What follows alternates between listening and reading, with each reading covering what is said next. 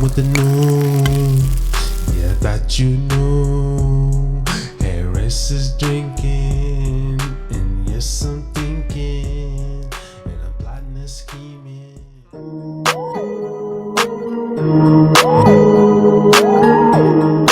Yes, that's right. Harris is drinking again, pubcast. All on your ass.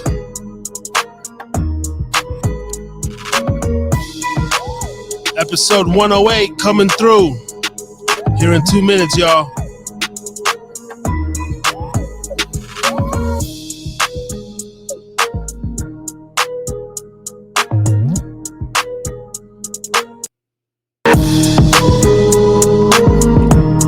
That's right. Doing the Super Bowl recap.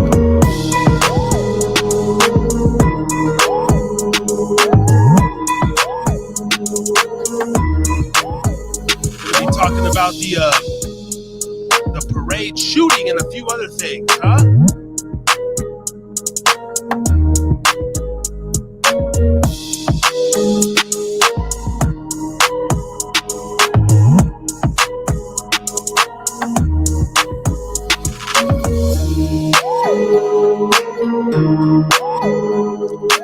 Had a good weekend, a good week, getting ready for another weekend here in the Reno, Nevada, North. Shout out, let's go.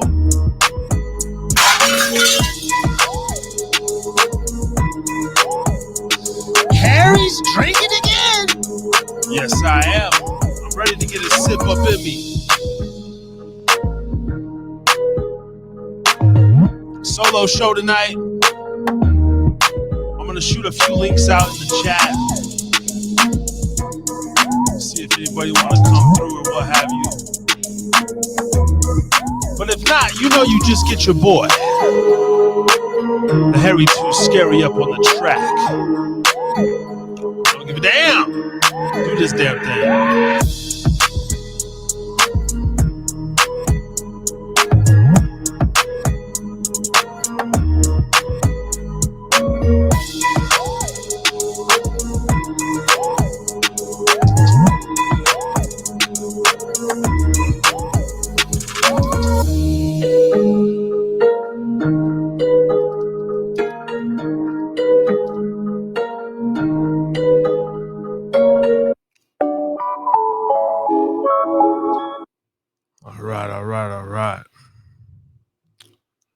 All right, we are live up on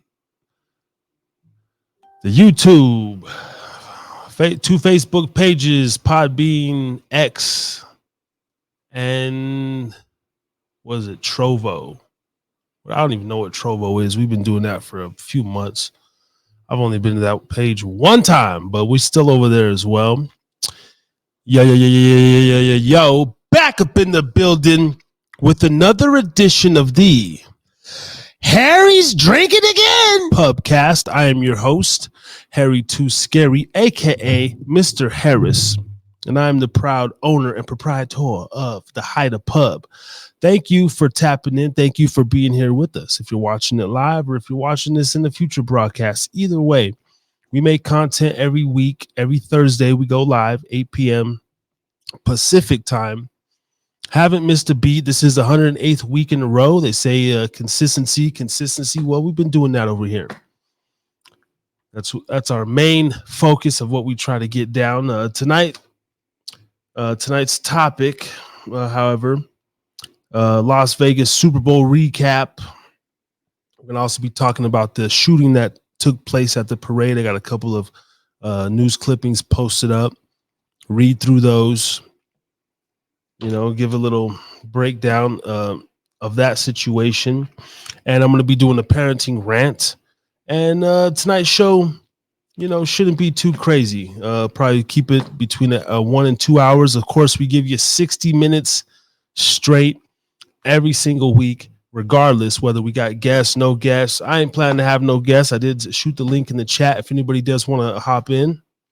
But if not, you get your boy right here. Let's get this intro here again going here.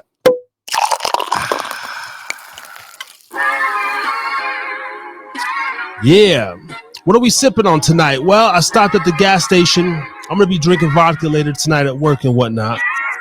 We got this Cutwater Long Island iced tea in the can and a little half pint of Tito's. I'll probably take a couple swigs off that. Nothing crazy, you know?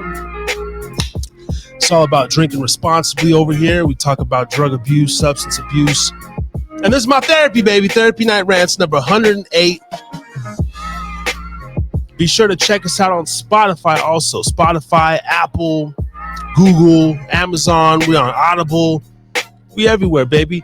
But a little bit of different format over there if you like the audio version.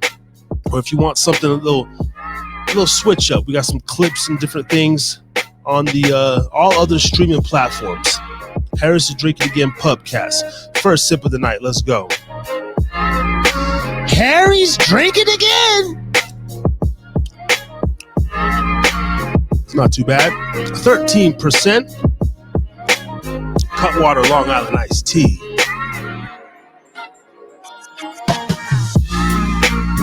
Still going to give a shout out to Gubba Rum. Thank you for sending us some new bottles. Visit gubbarum.com to find out where you can get your very own bottle of some of the best tasting rum you ever going to try. This shit puts Malibu and Captain Morgan in the dirt. You know what I'm saying? We trying to bring it out west. So holla at your boy if you need some Gubba Rum, or visit gubbarum.com and get you a bottle, man. It's really delicious. Shout out Gubba. Also, every Saturday, Sunday night, you can catch the show also on WDJYFM.com. That's 99.1 out of Atlanta. If you're in the Atlanta metro area, just crank in your dial. And you got us on the FM radio, baby. Presented by Hype Media Global. I have a meeting with the producers next week. They're finally going to give me my Nelson SoundScan numbers over there. We are doing pretty good. Got about 1,400 weekly listeners, they say, on their internet station. So shout out to everybody who has been tuning in. I seen we lost one subscriber this week, but ain't no big deal. We're gunning for that 500 slowly but surely. So hit the subscribe button, like this show, and we appreciate everybody rocking with us.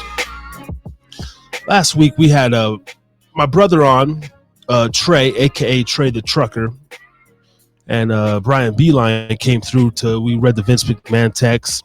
I'll be honest, I don't give a damn whether he did or didn't. Everyone's getting Me Too'd. I'm sure I'm gonna get Me Too'd at some damn point. All right? I've done some things, nothing criminal. But I'm a dirtbag, okay? I've done some dirtbag shit when it comes to women and sex, okay? And so, but hopefully, whatever. Whatever. I ain't trying to open that can of worms, but I haven't followed that story since, so we're off that. All right? We're going to be breaking down Super Bowl recap. I was fortunate, of course, to be in the beautiful Battle-born state up here in the north, 775. Didn't get a chance to shoot down to Vegas, but according to my sources, it was a lovely time. Some of the pictures I seen on social media, different friends and whatnot, they had a blast. Hope everybody made it out of there safe, and apparently they did. But when the Kansas City Chiefs got back to KC, Killer City, as they call it, things didn't go so smoothly. Now, if you're a conspiracy theorist like I am, you know that, of course, Usher. We're going to talk about Usher's halftime Super Bowl performance as well. Super Bowl's a big ritual. It's the halftime performance, of course, scripted, choreographed, but they use that time to basically, inundate us with subliminal messages and mind control. Okay, MK Ultra mind control program. And there's always somebody that I don't know who this year, but somebody that will die around the Super Bowl or whatnot. A lot of people were worried something was going to take place this weekend at the Super Bowl. So many people flying in, Probably the single-handed largest event that Vegas has ever held. I might have to fact check that, but obviously it's the world stage. There was a shooting at the Kansas City parade that took place. What was this? I believe just yesterday or the day before. I'm gonna play this. This is AP News. I'm gonna play this here, and we're gonna give a little analysis, maybe some breakdown, and read through kind of what took place. In my heart of hearts, I mean, shout out to rest in peace to the victim, the one victim, thankfully. But this almost had to happen. Thankfully nothing went down major at the Super Bowl. They're saying it wasn't an act of homegrown terrorism or anything. But let's listen here to what this police chief has to say here real fast here. Oh, is it not going to let me? Hold on, I'm going to have to share my screen. I'm going to go, quick share early. To terrorism or homegrown violent extremism. This appeared to be a dispute between several people that ended in gunfire. The 22 victims' age ranged between 8 years old and 47 years old. At least half of our victims are under the age of 16. You asked the chief at the outset, is this Kansas City? Well, we've had parades like this before. We had one last year without this type of incident. We had a Kansas City Royals victory parade where we had almost no arrests in 2015. So I don't think in any way that this is Kansas City. I do think that there's a gun violence challenge in this community and many others, and there certainly is a gun violence challenge as it relates to major events. That, however, does not mean that Kansas City will stop having major events. Well, that's good to know. That's very good to know. There's always a ritual related to the Super Bowl. There cannot be. Okay. Now, AP News. Investigators in Kansas City on Thursday tried to untangle who is responsible for a shooting at the Chiefs Super Bowl celebration that killed one woman, injured more than 20 people, and panicked thousands of people who moments before had been reveling in the NFL team's victory. Police said a dispute may have led to the shooting as gunshots rang out at the end of the celebration outside the city's historic Union Station. Fans had lined the parade route, and some even climbed trees and street poles or stood on rooftops to watch as players passed by on double-decker buses. The team said all players, coaches, staffers, and their families were safe and accounted for after the shooting. Mayor Quentin Lucas, who attended with his wife and mother, ran for safety when shots were fired. Said the shooting happened despite the presence of more than 800 police officers in the building and nearby. Let's see. RIP to the victims. Man, half were under 16. Now, obviously, if you've been to any sort of parade or any sort of, city festival, right? I mean, there's kids everywhere, right? So we definitely got to protect the children. Thankfully, no children were harmed because that'd be really bad. Now, they're saying, 11 children were taken to Children's Hospital, 9 of them with gunshot wounds. Goddamn. Okay, let me retract my statement. The children were still harmed like a motherfucker. 3 children were still being treated Thursday, and all were expected to recover. 8 gunshot victims were taken to another hospital Wednesday. 2 were in critical condition, and 5 had been discharged. That is a lot of. And first of all, why? I mean, they're saying so it was possibly a teenage shooter.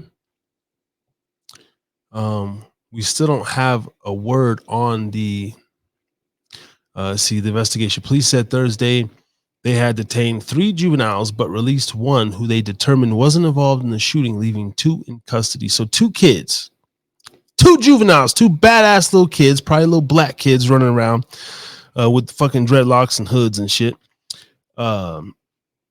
Just busting shots around all those people. Now, it is getting a little crazy out here. I mean, as far as the gun violence, of course, I'm pro guns and pro first, second, just pro amendment, I guess you could say. So we definitely need to the right to protect ourselves. There should be some laws to possibly keep guns out of children's hands so easily. But I have a hard time just believing that like two youngsters who were beefing just like started busting caps, unless they're just like spraying, how they do. They have no training with the firearm. They're shooting for whatever they can fucking find, I guess. That is a possibility. But the whole, let's go into this Taylor Swift, Kelsey thing, the Hollywood. It's almost like for every major victory, especially in Hollywood or whatever, you do have to sacrifice something. And lives seem to be just that. I mean, of course, it was 6 years ago already. We had the Vegas shooting hoax, Stephen Paddock at the Country Music Festival, the Moon Harvest. The same year, the Vegas Knights go to the Stanley Cup Finals. I believe they win it the next year, or won it last year. But with every major event, it seems like there's a loss of life. Now, of course, there's just a lot of people here and everywhere on the world and things of that nature, but it's too fishy. That's what I will say. Now, see if we can pull up Chris Collinsworth tweet. Chris Collinsworth, commentator for Fox, does a lot of the football games. He actually posted a tweet. Chris Collinsworth tweet.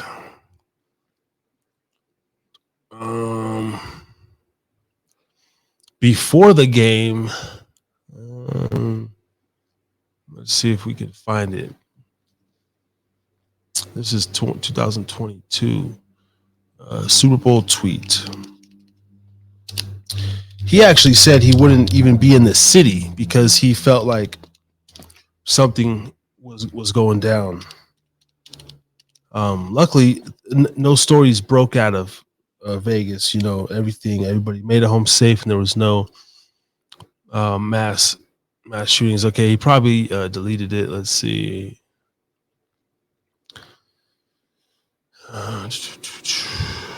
Can't find it, but last week before the game, he said it's just pretty much too much chaos, and he would not be attending the game because of safety concerns. Almost like he had a hint or a whiff, and if they don't do it in one place, they'll do it in the next.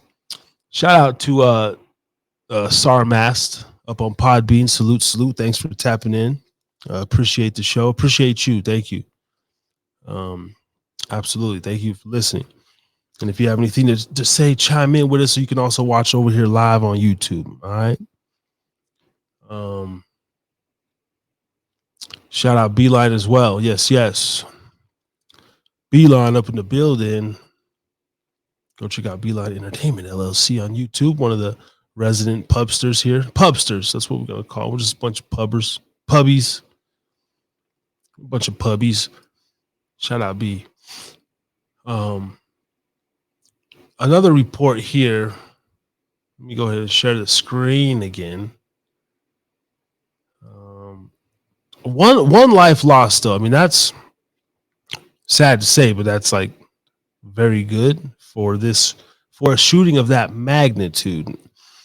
See, according to MSN.com, dispute involving juvenile suspects lead to Super Bowl rally shooting. Preliminary findings suggest a shooting that killed one person and wounded 22 others had no link to terrorism or homegrown violent extremism, and instead was a dispute among several people that ended in gunfire.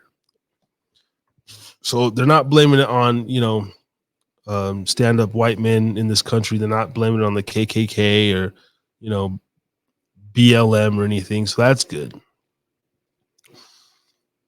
But it's a little odd. I mean, and the fact that they can say, okay, let's have juveniles do it. They don't really have to release their names. The information is a little more vague when you're dealing with minors, which could also be a cover for the public. not let us know too much about, the whole ordeal. Let's see what they got to say here with this. After shots were fired in the area. Kansas City police are reporting that shots were fired around Union Station, which is near where the parade was. They also issued a warning to leave the area. Initial reports say multiple people were shot and that 2 armed people have been taken into custody. Police are still trying to determine the number of victims. Chiefs wide receiver Justin Watson told local media that the players and players' family members who were inside Union Station are all safe. We'll be sure to keep you guys updated as more details come in. I'm sure you will. Now, this is the lone victim. A very beautiful woman, apparently a 43-year-old Elizabeth Galvin. Galvin was one of their disc jockeys for the station KKFY 90.1 FM, who was known on air as Lisa Lopez Galvan. Galvan was always smiling and was a mainstay in the up-and-coming next generation of Latino leaders in Kansas City. Okay, very, very sad. She was doing her thing. Our Baca said she was DJing, emceeing, just so jovial and full of life. It's hard to imagine she's gone now, and I can only imagine what her kids feel. God. Arbaka went into a restaurant and barricaded himself in a bathroom with his daughter, bracing his body to hold the door shut. She was calm and she said, "Daddy, is this like the drill?" Arbaka said, "It was just chaos." He sent out a plea for help on social media as he hid.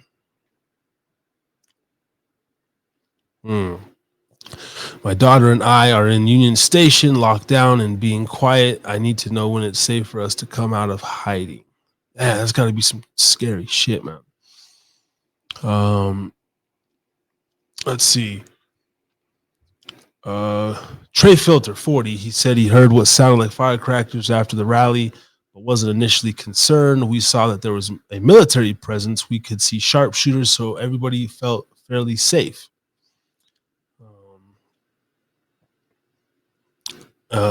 He then saw someone run past and heard people say, "Get him."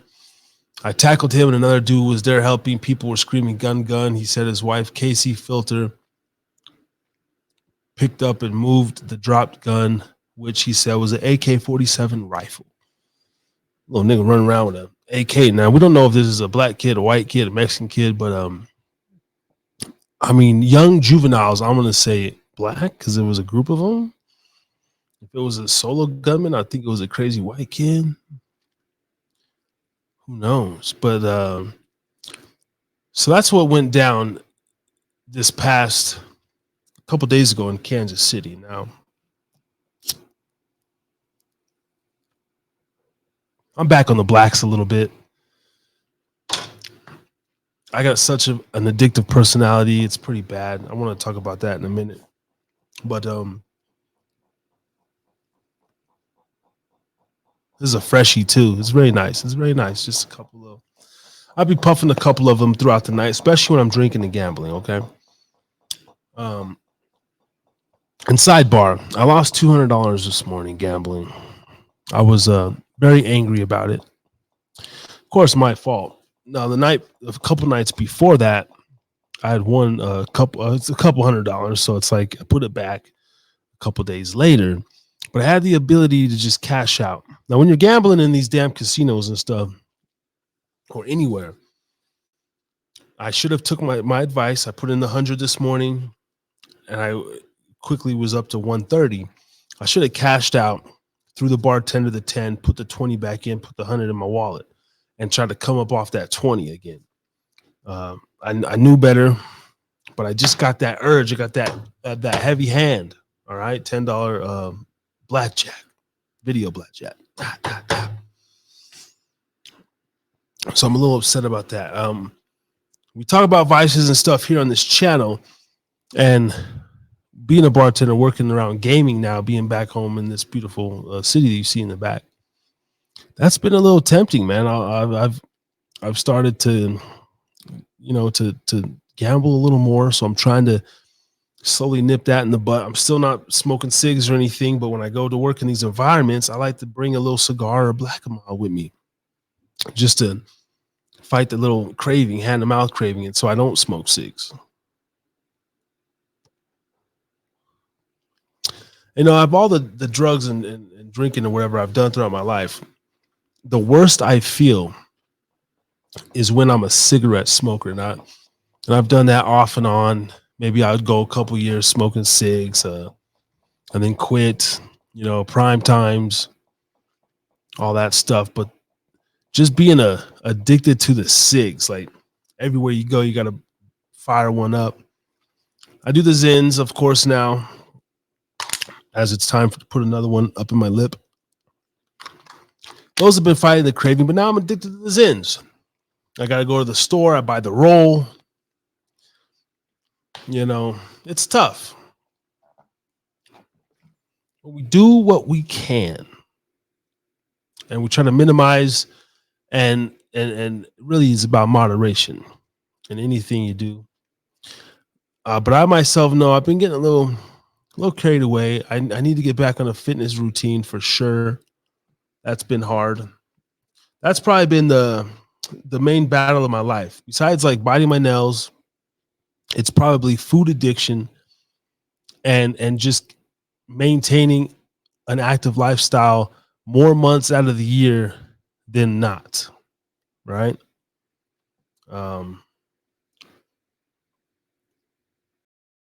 AMAX says he's driving. Where are you driving where? Where are you driving to, Don? You know?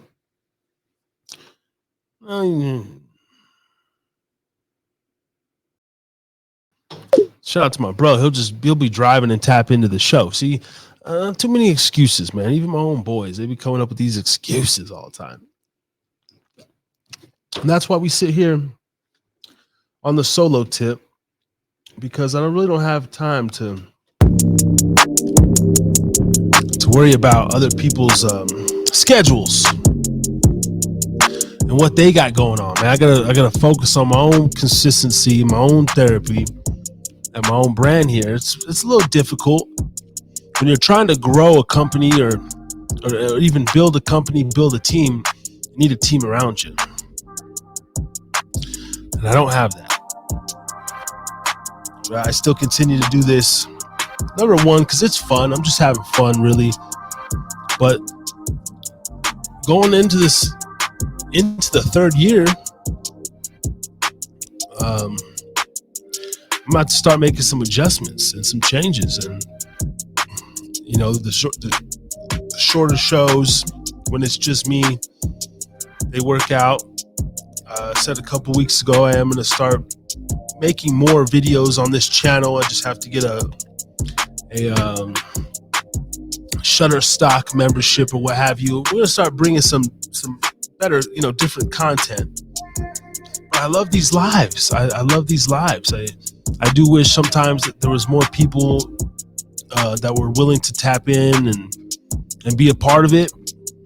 But at the same time, I really enjoy just sitting here in front of the mic speaking every week. But for the longevity and the growth, that's probably not going to continue. So we're constantly making changes here at the Hide Up Up. That is just an FYI. I am trying to get a gentleman on. Let me go ahead and share the screen again. Shout out to Moose. I don't know his wrestling name, but there's a local wrestler here. I'm going to try to link him up with Beeline as well. Local wrestler.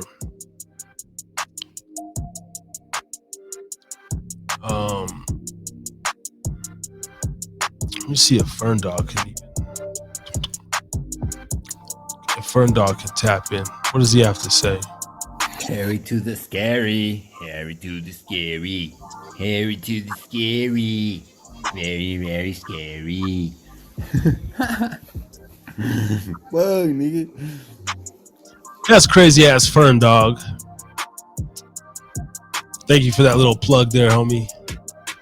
That was legit.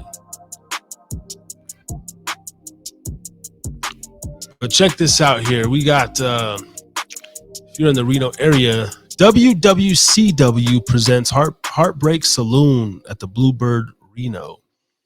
this Saturday, February 17th. I will be up in the building for this event.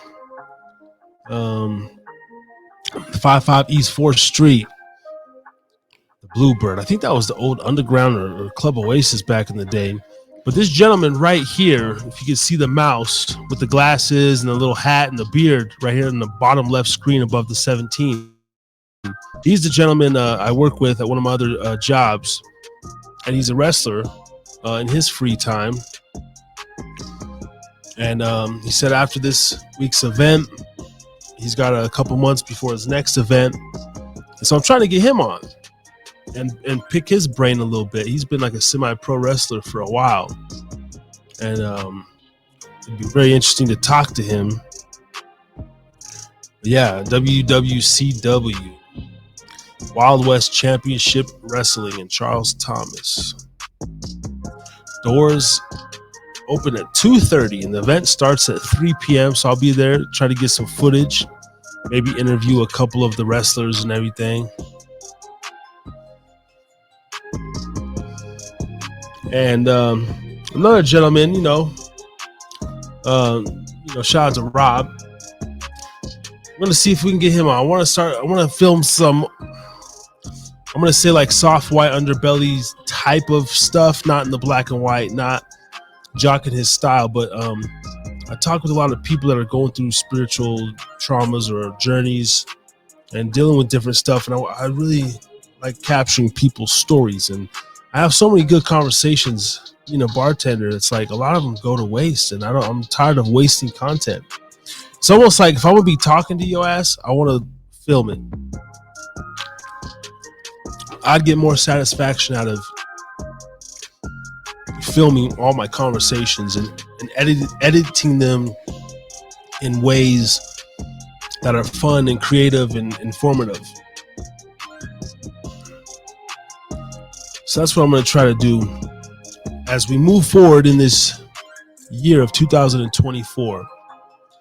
Now, my personal space, after next Thursday's show, I got a little workaround on my schedule. I go in tonight after the show, midnight. I'm doing the graveyard, and it's been tough. Running the fam, editing the show. Matter of fact, I didn't even load up a new show for WDJY, so you're going to get the one you heard last week. My apologies.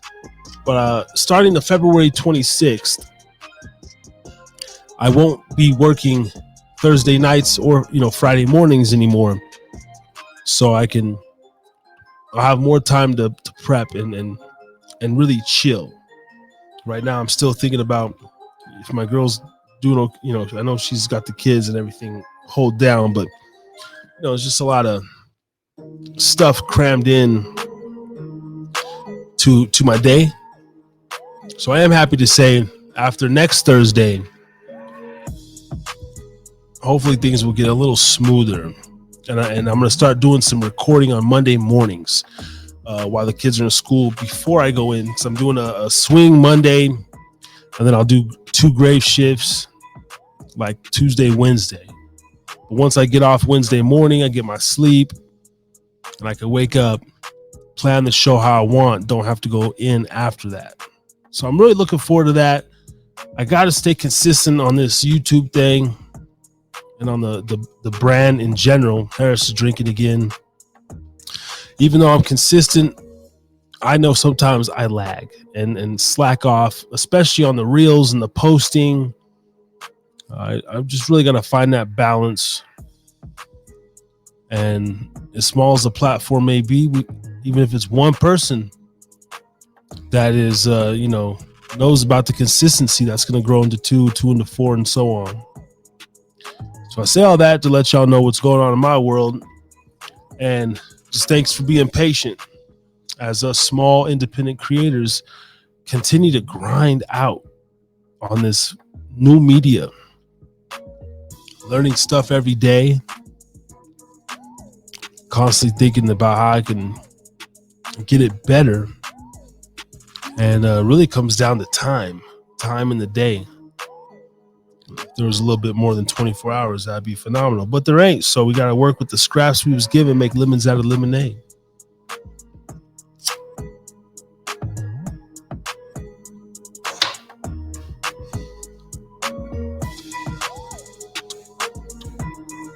Now, in the media world, let's talk about this Mike Epps, Shannon Sharp beef that kind of broke out the last week or so. After, the interview that broke the world, Cat Williams on Club Shay Shay, comedians are coming out the woodwork left and right. And Mike Epps apparently was on stage, and making some jokes on Shannon, calling him gay, a drag queen. That led to Shannon Sharp having a comeback from Mike, saying, "Pull up, whoop-de-whoop, y'all be in Indy for the All-Star game." That's actually, was that taking place next week? NBA All-Star. That'll be a good show. That'll be a good show. We're going to get Alonzo on for that one. But I want to say what's already being said, and it's like a lot of that stuff looks fake as well. There's nothing worse than, especially two successful black men going back and forth. And it's always the black on black, right? And I believe it's like either these guys know what they're doing because it's publicity, but being like a guy with integrity and morals like Shannon Sharp, I did like what he had to say in his rebuttal to Mike Epps. But I wish that we would stop beefing with each other, man. Why isn't it never we never give no smoke to a white athlete or the white actors? It's like, bro, you guys are way too successful, and you got youngsters looking up to you. And if you can't act right as a 40, 50-year-old man, how do you expect these young kids to act right when you try to give them advice or influence? So hopefully these two can put their their beef behind. They said they're gonna have a sit down at the All-Star game and kind of hash it out, but it's really over jokes and over, he called Shannon Sharp gay and everything, and I understand how that could affect his children, as he was referring to.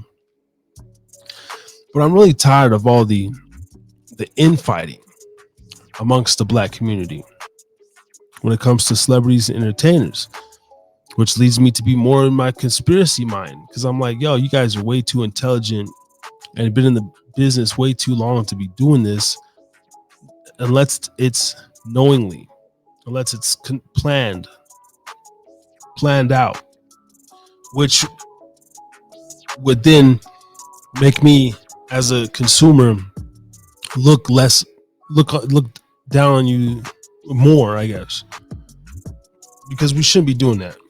And I see a lot of men, man. Shout out to Ray, brother Ray, probably one of the more disciplined men that I've ever known. But I see a lot of men in their 40s, 50s, struggling still with behavior, with how they talk to people, with their own mental issues and what they're dealing with. And my quest is always get better with age. Get better with time. And by the time I get to my late 40s and 50s, I should be on that true path of enlightenment. And every year we should master our mind a little more.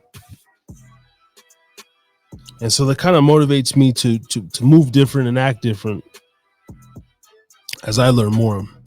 Because I don't want to be looked at as a buffoon. I really don't. I play dumb really well, but I'm pretty intelligent, very level-headed and respectful. Move slow, move in silence. And I always listen to what people got to say first. I'm never the loudest person in the room. I said it before. I'll keep saying it. Never the loudest person in the room. I'm usually the quietest person in the room. Matter of fact, last weekend, again, I was just annoyed. I'm on shift. I'm at the bar. And, I have dick face. Like women have bitch face. I got dick face. And that's twice in the last week where two individuals, both women, but they're like, what's wrong with you? You look like you want to beat somebody up right now. And I'm just like, I'm just here, lady. I'm listening to your bullshit. Okay. It's a woman I believe we're roughly the same age, and she might be a little older than me. I don't like loudmouths. And the majority of the world is loudmouths. Like, especially when you're dealing with the bar scene. I don't do well. I'm socially awkward in a lot of situations. I'm not anxiety or nothing like that. I'm just awkward because I'm always in my head and I'm like, I feel like I want to something within me that maybe I'm not attracting or I'm not doing myself to attract like a lower vibration of people, but it could just be the job environment. But I don't do well in those settings to where it's like, oh, let's go out with some friends and meet my friends and everyone's at the bar and I be in there. I'm like, it's 3 a.m. I ain't got nothing to smile about. I'm still here talking to you. I'm serving you. I'm very cordial, respectful. But I don't do well with the just the laughter, the loud bellowing laughter and the like meaningless talk. I call it meaningless talk. Wasting your words just because you're a little slurred. And it I can't hide it anymore. I seriously can't hide it. Shout out to Alice in Jeans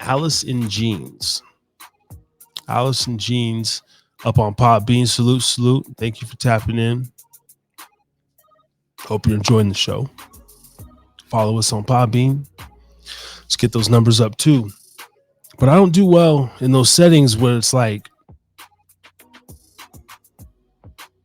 it's just meaningless talk. And so I listen to a lot of people, gives me a lot of content for my own stuff here when I'm doing my shows, because I could just talk about people and different people that I meet and how not to be like them. But it's been rubbing off lately, man. I can't really. I can, but I'm getting tired of it. I'm getting tired of just, I let people tell their stories and I'm just like, yeah, that's cool.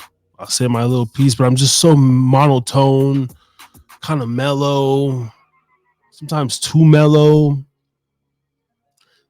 Could be the only child thing. I'm just like always in my head, always thinking. I'm always thinking about people as they're talking and I'm listening to them talk and I'm assessing their life and their, it's like always some drama. People got so much drama and then they start crying at the bar and talking about this person and that person. And I'm kind of looking at them too, like, well,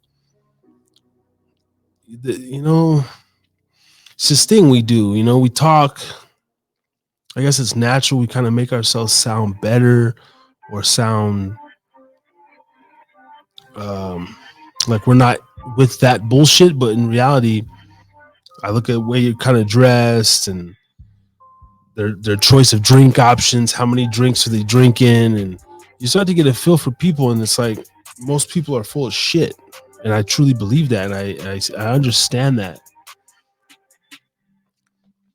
I can be full of shit too sometimes, but not from an internal level. Like I really want to find my place in the world, like live more of a monk life as I get older.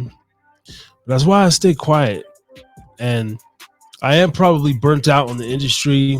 I'm tired of dealing with people in general, but the money's too good to give up. So I'm stuck in this place to where I need this shit to pay off and take off as best it can, because I'm tired of dealing with sometimes these people, man. And it gets harder to like wear that front. It just gets hard. And I be laughing at my own self, like they really be feeling away. She's really like, you look like you don't even want to be here right now. And I was just, man, it's fucking 2:33 in the morning. I was like, I don't want to be here, but I'm cool with it because I picked up this shift. Like I'm not tripping. Like, but I'm just like, listen to what you're talking about. You're talking about nothing. I don't even know you, and you're talking about the CPS took your kids 10 years ago, and you were on drugs, and then they bring up their little stint in jail, and it's almost like they're bragging about it, but they're but they're not, but they are. I just don't have tolerance for that stuff. Or there'll be a dude talk about, yeah, I used to be in the streets, you know what I'm saying? You know, I'll still fuck a motherfucker up, but you know, and it's like, all right, dog.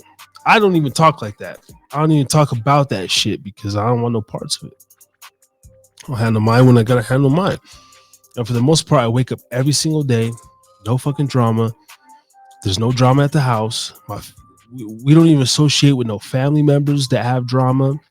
There's no crazy Uncle Kevin, no Uncle fucking whoever. Like, I don't yell. I don't raise my voice ever.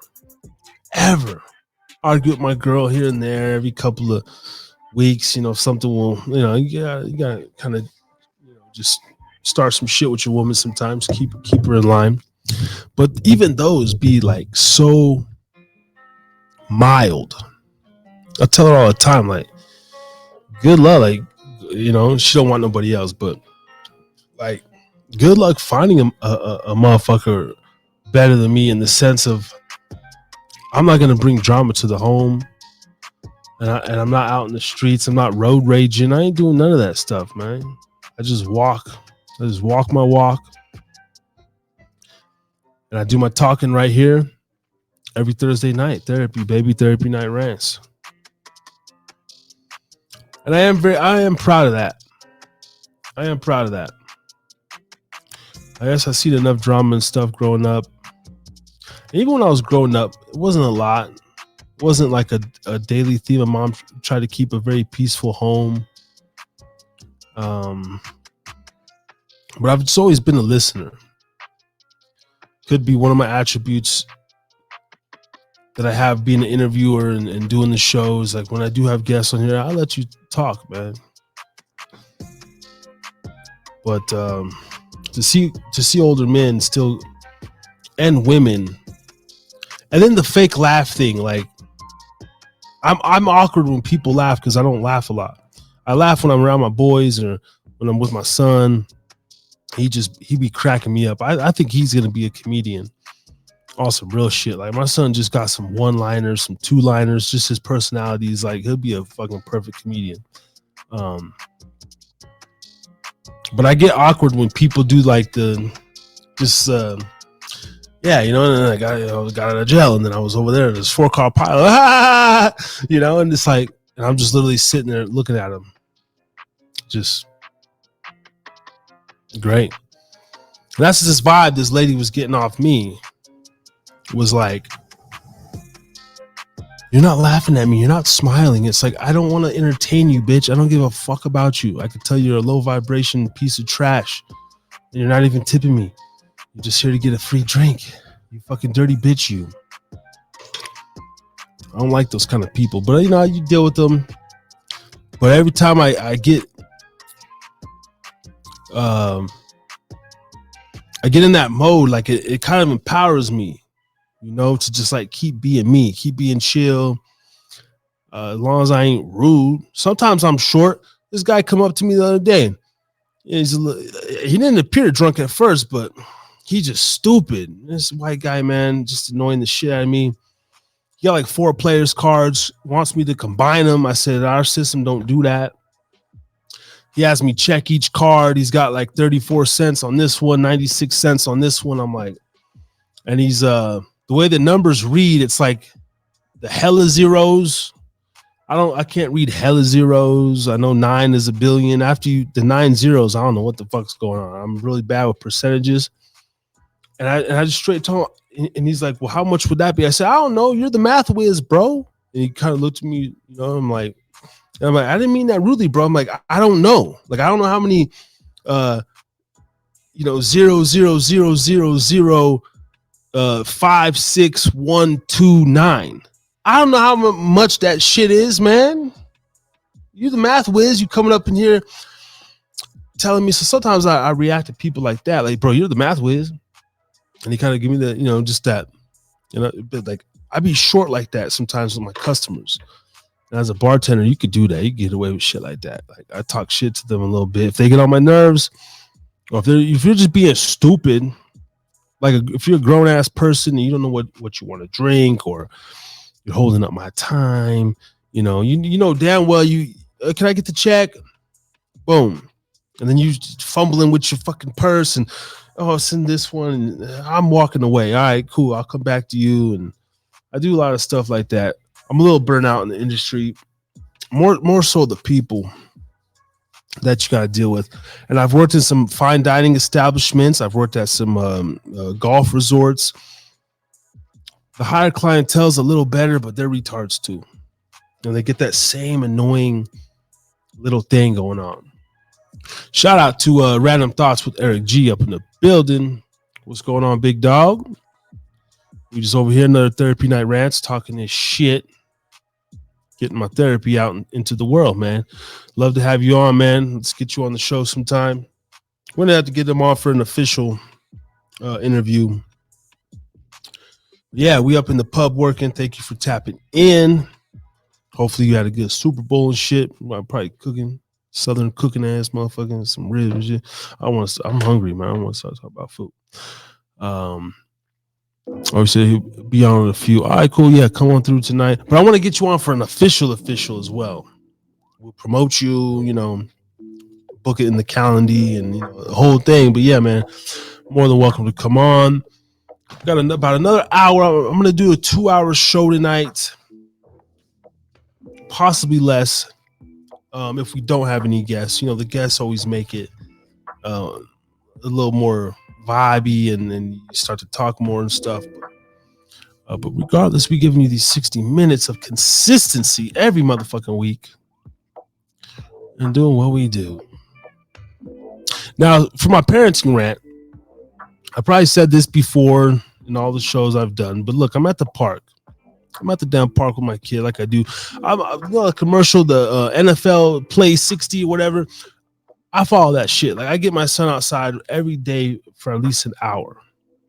You be playing the Fortnite and shit too, but I try to raise him as old school as can be. I try to raise my kid as close to the 90s culture as possible. Like he loves Space Jam. He loves the Home Alones. Like he loves all the original movies. He don't like remakes. Go outside and play, roll in the dirt. But it's like, parents, what's going on, man? Because I'm at the park again a couple days ago.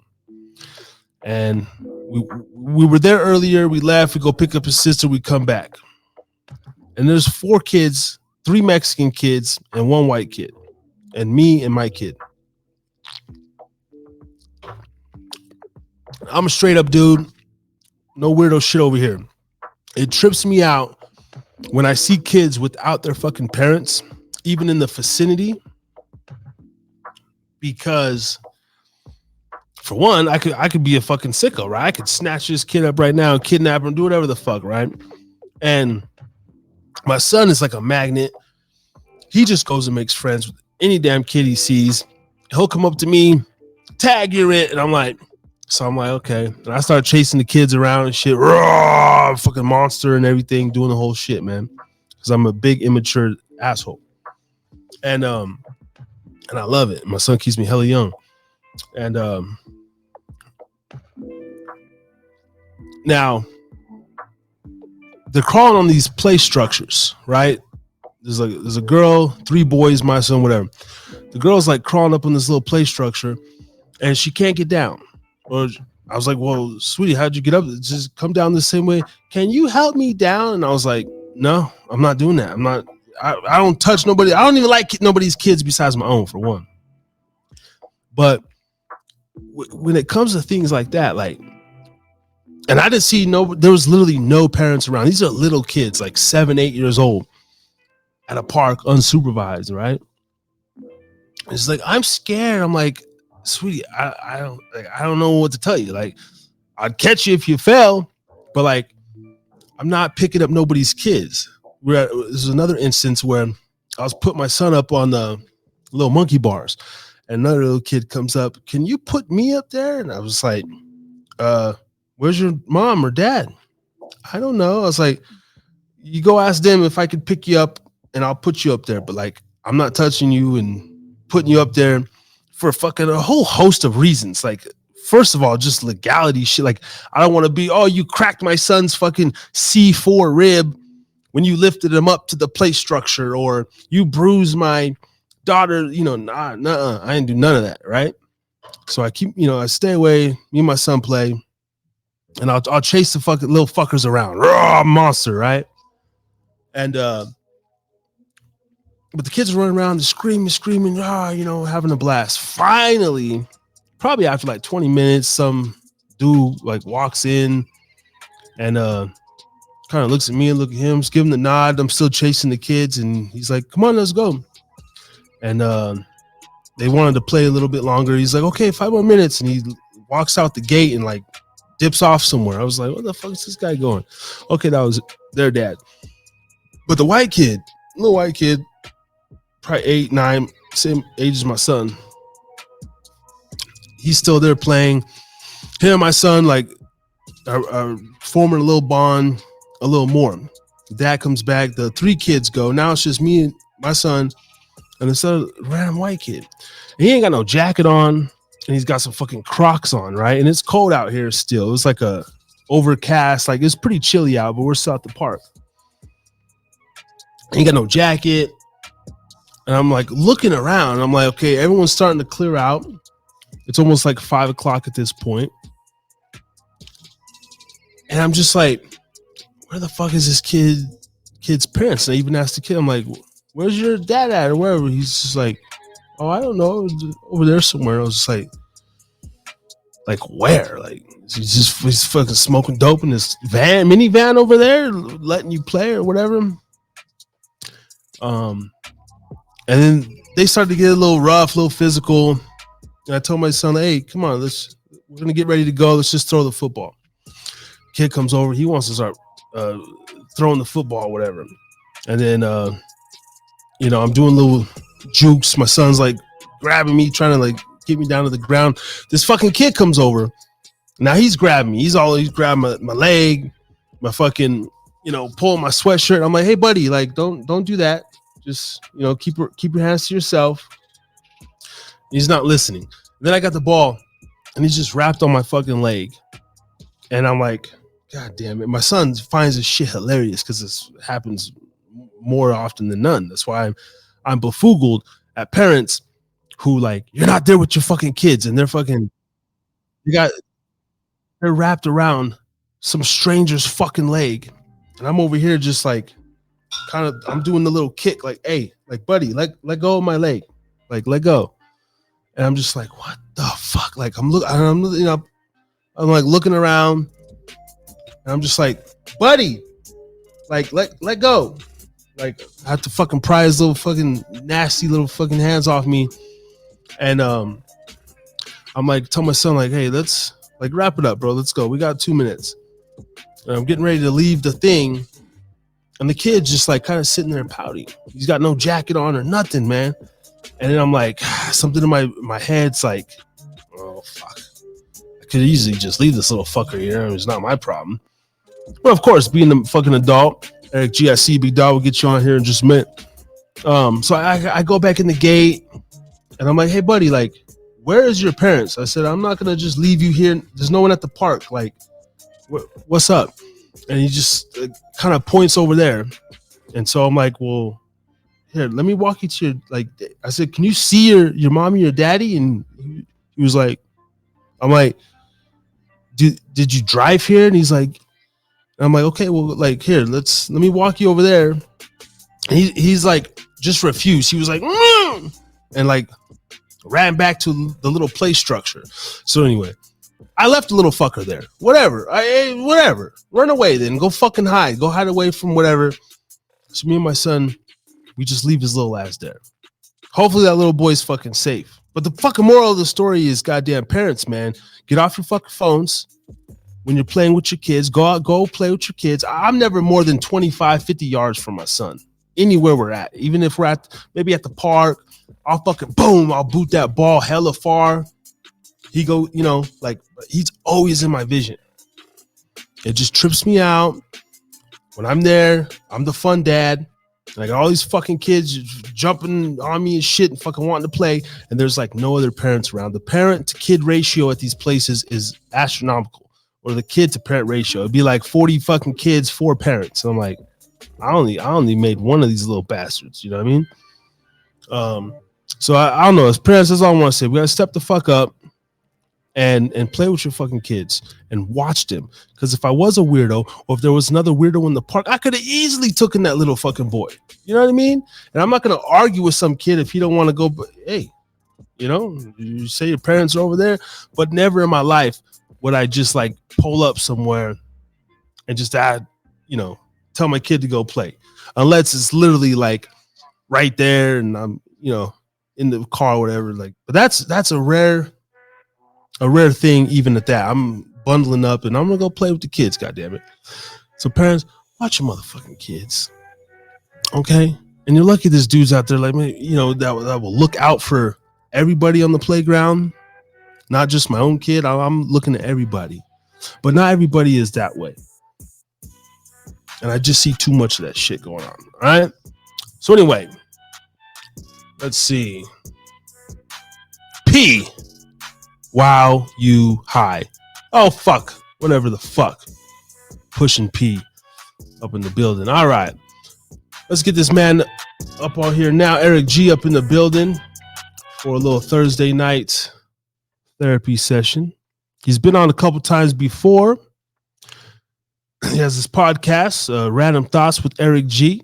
Helen from the North Carolina region. Coming to the stage, Random Thoughts host, Eric G.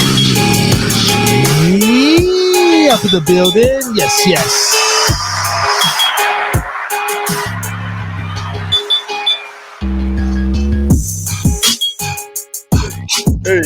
Hey. Get these levels high. Bam and bam. Oh, man. What's up, man? What's up, bro? How you doing? I'm doing good, man. Just over here rocking out another Thursday therapy night rant session. And I was just talking about these these parents, man. I don't know what the hell. Dude, first of all, man, I got to commend you, shit, man. You being the best dad. That's what's up, man. Yeah, man. I be like, I play with my kid like consistently, like, and he trips out because like he's like a magnet because he's a kid. I'm a magnet because I'm like the fun parent out there. But bro, more times than not, every time we go, whether it's a trampoline park or the regular park, or we go to the community center on Saturdays, play basketball, like it'd be like hella like little kids, bro. Parents nowhere in fucking sight. That's crazy. You know what's crazy? Because you know what I'm saying, in this day and time it's different. You know what I'm saying? If it was back in the 90s, so I can understood that shit. You know what I'm saying? Back then, I think our mama just send our ass outside and like, don't bring your ass in here until it's time to eat. You know what I'm saying? But I mean, nowadays they snatching kids like hell. You gotta be careful with that shit, man. Yeah. I was telling my son, like, I try to raise him as close to the 90s as possible. Right. Right. But like back when I was growing up too, whether I lived in the trailer park, whether I lived in apartment complexes, like we had actual men, or just like we had people that would look out for the kids too, or you actually knew your neighbors, so it was like everybody looked out for everybody, That is true. I mean, I'm from the hood for real though. I remember we had the neighbors that would call your mama to tell you that she need to whoop your ass before you get home. You know what I'm saying? Like you fucking up in the streets, so your neighbor then called your mama, or your neighbor tried to whoop your ass herself. Like, so we had that type of shit, So like I said, these days, man, nobody gives a fuck about nobody else. So it's different. You know what I'm saying? Yeah, it's really, really weird. I felt bad leaving that kid, man, but like I was just like he probably cannot whoop your ass. He probably can fight your ass though. These kids now, they know how to fight a little bit, man.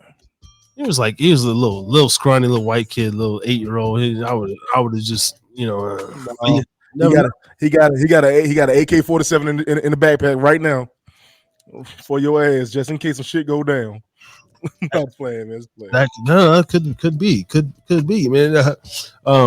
I told my son though, like I was like, And he knows, but he's never had to. But I said, bro, like, you already know. Don't you ever be, if another adult is playing with you, which like has never happened outside of my vision, or like his uncles or some shit, like, but like he would never just go up and like hug a stranger or like grab, jump on a stranger's back, or you know what I mean? Like, these kids be like really, and it's almost like, are they missing something to where that makes them want to attach, or are they like raised freely like that to where they just feel like, oh, there's an adult, I'm gonna go, latch onto there, or pick me up, put me, and I'm just like, no, I'm not touching you. I'm not, like, this is weird. Like, where the fuck is your parents at? Goddamn it! Like, and the women be on the phone, sitting there on the bench, and then you get the guys, the dads that are like too cool for school, and they're on the Bluetooth, and they're just like walking around, talking shit, not really paying attention. I don't know. I'm the dad that's like in the mix, crawling on the ground, fucking with the kids. You know what I mean? And it just blows my mind, man. I'm seeing it more and more every fucking day. Even right now at basketball practice, there's 9-10 kids in the team, and I'm looking there. I'm like, there's only 5 parents here, and I know not all of us got 2 kids, so I don't know if they just drop their kids off and then go to the bar for an hour or whatever, and they come back and just pick them up, or what. But I've always just been solid, bro. Like, I'm there. Like, I think we dropped my kid off one time at a practice. I don't know, Eric G might be frozen. There was one time at football practice, but he wanted us to do that, and we told the coach, keep an eye on him. We got to go do some grocery shopping, and he actually did a better job. The coach said, with us not being there, but that was like a one-off. We'll get Eric G back in the building, having a little technical difficulty, but that's we got here. Lena G on Podbean says, great show. Thank you, I appreciate it. I haven't seen you before up in the Podbean chat, but this is your first time live every Thursday, Therapy Night Rants, where I just turn on the mic and I just rant about what's on my mind. We also got some interviews up on the YouTube and Spotify channel, so check us out. All right, we lost Eric G. I'm sure he'll try to tap back in though here in just a second. Yeah, and there's times like when I be on my phone a little too much, even at his practice, I try to limit it because he's always looking over at me. I don't want him to grow up and be like, oh my. There we go. What's up? Can you hear me better, man? Can you hear me? Yeah. All right, cool, man. I don't know what the fuck just happened, man. What the hell? All right. Frozen action. But what I was saying, man, what I was trying to say was that dude, man, like, it's crazy though. It's crazy that well, it's not that I don't think that kids don't get that damn type of love at home or nothing. They just kids. All they know is to play. You know what I'm saying? So you see little Bobby over there getting picked up and shit. You know what I'm saying? My mom and dad ain't here to pick me up. Shit, I want somebody to pick me up too. So they're like, yo, fuck it. Shit, is this Bobby getting picked up? Hey, yo, can your dad pick me up too? And that's what it is. That's all they think about, just playing and shit. Yeah, true that. I'm glad I just have I don't know, I'm just super ultra respectful in general, but like when it comes to kids, bro, I don't play that shit. Like you better go ask your fucking mom. Like I got nephews and nieces that I don't really show them a lot of affection like that, because I'm just like, I'm just like, yeah, what's up, dude? Give me a fucking knuckle or some shit. Like, oh, come here, you're so cute. And I'm just like, yeah. But in today's time, shit, you got to be careful, because motherfucker will have your ass up in a minute. I'm gonna tell you, got to be careful with that, man. Like, I'm gonna tell you the truth. I've seen a meme today, not being a video. Somebody took their daughter to a Usher's concert. Why the hell they taking that like little teenage daughter to an Usher's concert? But they took their damn child there. In the middle of the show, they put the child on the stage with Usher. And the first thing Usher was like, "Hold the fuck up, yo. I don't want to touch you because I don't want nobody trying to say anything." I mean, so it's crazy. And then a lot of times these parents don't give a fuck. They throw their kids to the wolves, man. Yeah, that's my main thing right there. Is like a lawsuit, or I pick Bobby up, and next thing you know, I got a civil suit or some shit talking about I cracked his fucking C4 rib. Man, or these motherfuckers fragile. They fragile as hell nowadays, man. They fragile as a bitch. Oh man. I was a mentor, man. I was a mentor, and I used to have kids and stuff I played with. My job was just to play with kids. You know what I'm saying? And not in that way. Like I would take, like I was at the schools and stuff, and we go to like I'll take them playing basketball, take them out so they can get a chance to like interact. Right. But it was crazy, man, because I like you'll tell a lot of kids don't get affection at home. Yeah. Yeah, that's good. I remember when I was maybe 18, 19, I signed up for the Big Brothers, Big Sisters program. Oh yeah, I remember that shit. Yeah. I was looking for some fulfillment to do, like something to, and I remember I'd go to I think this kid's school, like on lunch or something. I'd sit with them at lunch, or then have like an activity afterwards. Right. And that was pretty cool. Now, I was now having my own, like, I don't know. I have no interest in like dealing with other people's kids and shit because your own are already tough. But he was like they gave me this kid, he's kind of like overweight, just like he was on the outside, just like super shy, no confidence. And I just remember talking with him with whatever knowledge I had at that point. It wasn't really much, but yeah, I remember feeling sad for him though. Like, damn, man, don't feel bad, Harris. Now he got his own OnlyFans. he's living the dream, Harris. Don't feel bad. Right? He's showing feet for a living. I want to play this video right here. So you seen this one of Bernie Mac refusing. The producers are trying to get the little boy to sit on his lap. I remember that. Like a key. On the lap, you're sitting. Did you wait? You see how quick Jordan hopped up? Nah. Yeah. Isn't Jeremy on the other side? Nah. I'm gonna show you. Ow! All right, Bernie. He's actually gonna sit on your lap. No? Okay. No. Kevin, the apple box, you can sit right there. You put your shoulder on me. There you go. He's like, There you go. I agree with that shit, man, because anything can happen. Right. Later on, shit, Bernie Mac seen the future before he died. Shit, he knew some shit can go to hell. Yeah.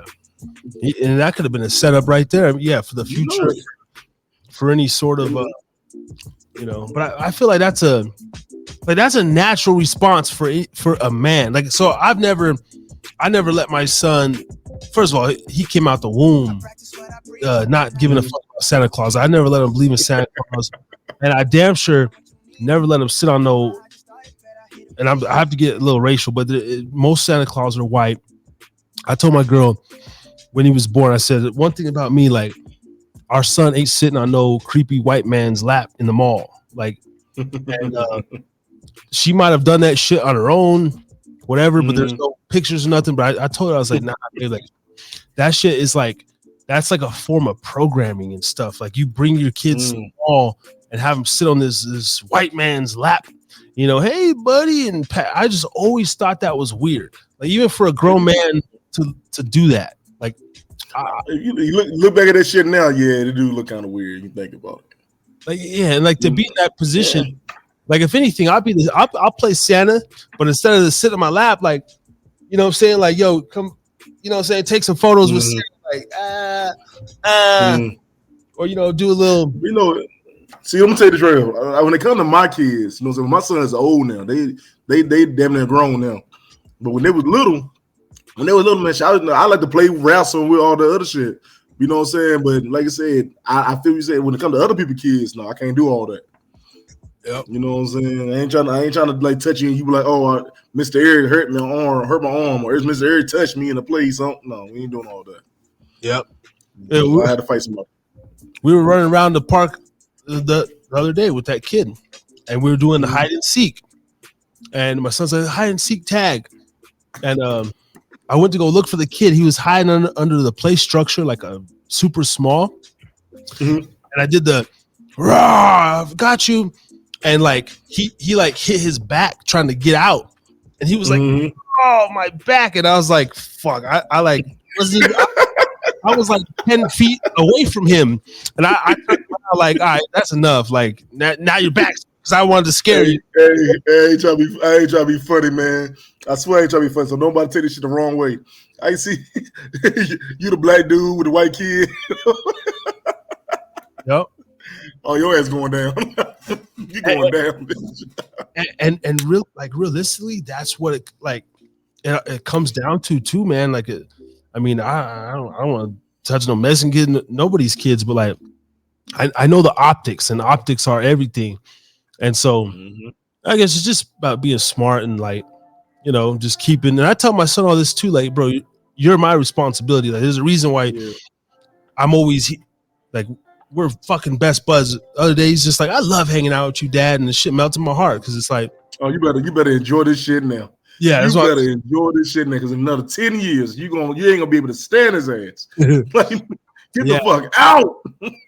Yeah, I was walking. I was just like I love hanging out with you too, buddy. And you know, but there's like I just let him know, like, keep your head in a swivel, man, and you know, like just don't be like, don't give your energy away too. Like, don't be rude. You know, like you know, if obviously if he's me or whatever, somebody talks to you, look the man in his eye, tell him your name, you know, but don't just be so quick to attach to strangers or other people. You know what I mean?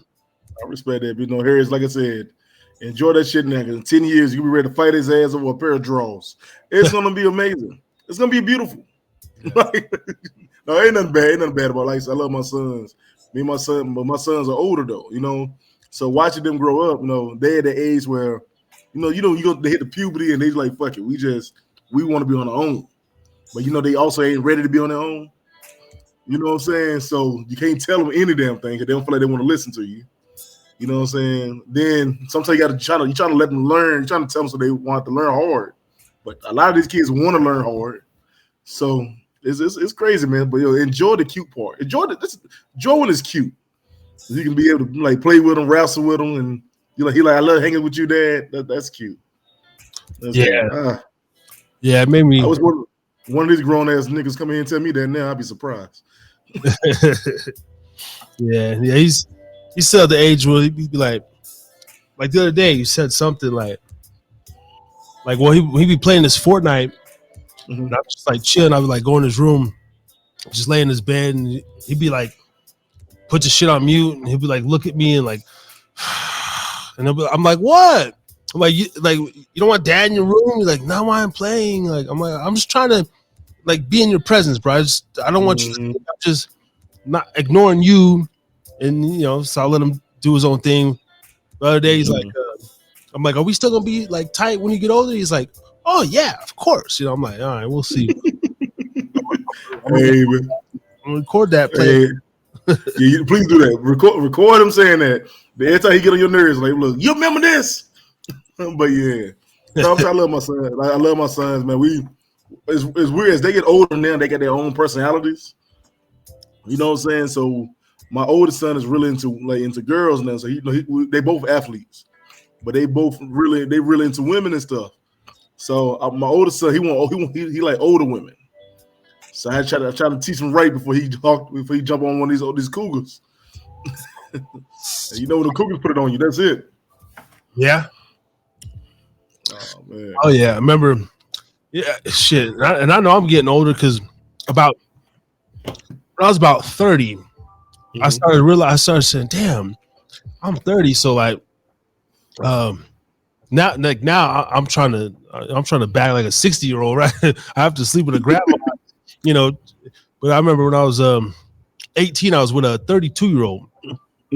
Told her I was 22, and she did that shit for a little bit, and I thought that was pretty cool. And when I got to 32, I'm like, that shit wasn't even that old, you know. And 24 with a 48-year-old, that was pretty cool. Oh shit! Tripped out part, she had a 23-year-old daughter who hated my guts, her guts. You know, she was like, and she was bringing dudes over, and I was just, you know, piping the moms, and she had like a 15-year-old daughter, and that was a fucking weird one, because I think I don't know, that was just weird, because sometimes like me and the moms would be on the couch, the 15-year-old would be like on the other side of the couch or whatever, and the mom's like, you know, playing with my shit under the blanket type shit, and their daughter's sitting there. You know, it's Vegas, so she's sitting there in like booty shorts, you know, whatever. I just was like, that whole thing. Yeah, that's a little too weird for me, man. I can't. Well, first of all, if I want to talk to a cougar, man, we got to talk late night. we could be all, because she gonna want me to go to the church social, or she gonna want me to find her wig. I ain't got time for all that shit. Yeah, like you said, but no, man, I did when I think that's one thing all young dudes think, you know. When I was like 24, I dated like a 50-year-old. I talked to a 50-year-old one time. You know what I'm saying? And she hit with that same line, like, I'm not like these young girls. I'm not gonna send no naked pictures. Turn around and start sending naked pictures. And I was like, yeah, I got this cougar, boy. You know, she owned me. Shit, now when you get older, you're like, damn. That shit wasn't all that, man. No, I thought it was cool until she actually made the proposition one day. She was pretty much like trying to, like, it was my birthday, and I ghosted her for like until that night, because I'm chill. I'm 24. Like, it was my birthday, and she came with the actual proposal. She's like, look, if I guess you're not ready for whatever. She's like, I'm literally trying to be your sugar mama, but like, it came with stipulations. She literally said she'll pay my bills. I was in a little bit of debt, financial trouble. She literally said, like, I'll make sure all that shit's straight. She took me shopping a couple times, but I guess she was gonna go blow a little mini bag on me for my birthday. And but it actually came with restrictions. She's like, yeah, like if I call, like, you know, within 30 minutes, I need you at my house, you know. And she set up like actual, and I'm like, the fuck, I know, you know, I thought I was like, you know, like, we think we want to be like objects, like, oh yeah, I'll do that, and I'll be I couldn't. But once those, it was like a contract, basically, like, right. I mean, but Harris, man, that's how shit works, man. You gotta, I mean, you want the sugar, but you gotta do the baby part. So you gotta, when she called, you gotta come, like, and I mean both ways. So you know what I'm saying? That's how sugar mamas work. You called it, and she called you at 2 a.m. Come over here now. You better get your ass up. Yeah. You know that damn bill's gonna be paid for the month. Yeah. Like, that's how the shit works, man. Yeah. It's all cool, but thing is, when they get to that place where they get real jealous, you know what I'm saying, out of nowhere, because they think you're gonna get a young girl. Yeah. So that's the crazy part. Yeah, that's what she said too. Like she didn't expect me to be with anybody else, and I was like, how the fuck is that gonna work? Like, you don't know what I'd be doing, and I'm not gonna tell you what I'd be doing, you know? Yeah, but the whole rubbing my shit while your daughter's looking at me, that's kind of weird to me, bro. I can't. Bro, that was super weird. The weirder part is the 23-year-old, like, she'd be having these, like, she was fucking with these hood dudes, like Vegas hood dudes, and like these cats would come pull up, and like the daughter would be getting piped, bro. Like, we would all hear the daughter getting smashed, like, and we're just like watching a movie on a hot Vegas day, like 4 p.m. And then the mom would just be like, just let's go in the room, and then the daughter would just be like out there listening to the shit. It was fucking weird. And I think about all that stuff. Like, nowadays, I wouldn't even be in a situation like that. I was like, yo, you crazy bitch. But back then, I didn't really have we didn't give a shit when we were young. We didn't get in our 20s. We didn't give a shit. Yeah, it was all a little strange, and I don't want to sound too creepish, but I remember one night when we got finished. I got finished with the moms, and I just went out to get a glass of juice, and the daughter's right there, just right there in the kitchen in her fucking underwear and like a little sports bra. And I was just like, immediately, I was just like, oh no. Like I went back in the room and I was like, yo, can you go give me some water? She's like, you know where it's at? I'm like, no. Could you just go give me some water? Like, and she was like, looked like puzzled. I was like, well, none of your daughters out there. This is weird, Yeah, but that's see, you've been respectful. She don't give a fuck. That's the thing. Yeah, that's the thing, man. That's crazy. And after we finish, I don't put the drawers back on. I just throw my basketball shorts, and I'm still a little bricked up. And it's like you're just cool with me going. See, that's how that shit happens, though. Next thing you know, the mom's boyfriend sleeping with the daughter and shit like that. That just happens. Like I see all that. But sometimes something like that happened before, though, because you got these hood dudes coming to the house, then you got the mom dating these young dudes.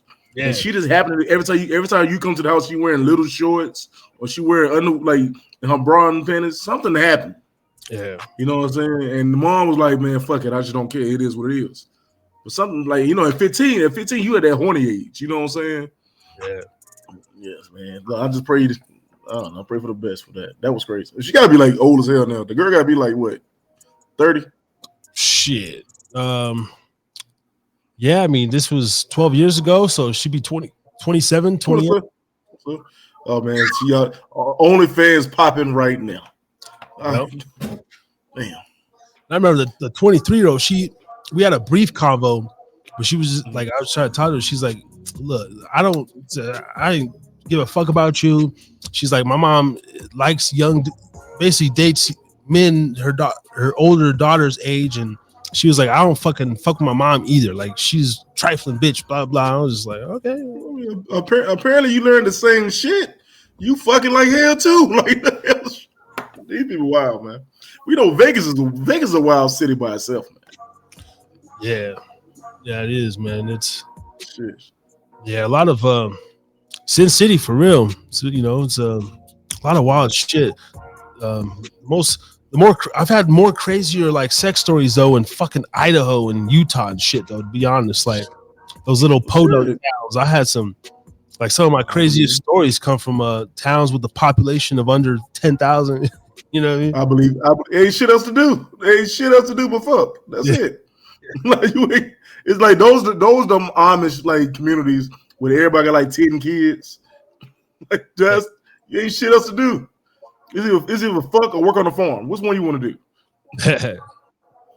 Yeah, pretty much. But speaking of Vegas, man, did you catch the Super Bowl this last weekend? Dude, yeah. So me and my sons watch it every year. Yeah, we caught it this year. Yeah, did you have a dog in the race or? I'll be honestly no, because I don't go for neither one of the teams. Yes. But just because my son went for the 49ers, I had to go with the Chiefs because I wanted to bet him. I want to win money off my son, so I will teach him a lesson. So he kept saying, he's like, man, the Chiefs ain't gonna win this year. I'm like, yo, they won like 2 years on the road, man. They ain't gonna miss this one. Then I be like, they ain't gonna win. And at the beginning, I'm not gonna lie to you, man. I could have I was scared as hell. Like these niggas finna lose. Yeah, they finna lose. Now I realized they do the same game every year. The first half they losing like hell. Then at the end they pick it back up. Yeah. Yeah, I was working that event. I was doing a Super Bowl event, but dude came up to me like at halftime or something. He's like, I ain't sweating it. He's like, Chiefs are gonna come back. I think he went downstairs and did one of those halftime bets, and he already had. He's like, nah. He's like, watch. He's like, exactly what you said. He's like, this is how they play. He's like, they're gonna come out, be more physical and take the lead, and that's what ended up happening. I grew up a Cowboys fan, but like, I don't give a fuck about the Cowboys either. I knew they were gonna choke anyway. Like I knew that they were gonna lose to the Packers, but sports in general, man, I'm too much of a conspiracy theorist. Like I'm one of those fucking assholes. I won't say it's rigged, but I truly believe that all four major sports are like highly manipulated or scripted, to say the least. Like it gotta be. Yeah, it gotta be. They'll bring the money in. Like you can't tell me that this Look at wrong. Me and that's my son said when they lost. He like, man, it's scripted. Like, yeah, you should have fucking known. They've been doing this shit for years, man. Ain't nothing new. When Tom Brady deflated the damn balls, I knew the shit then. Some shit was up. Right. You know what I'm saying? When Carolina went against the Patriots years ago, man, and somehow it was Cam Newton's best season.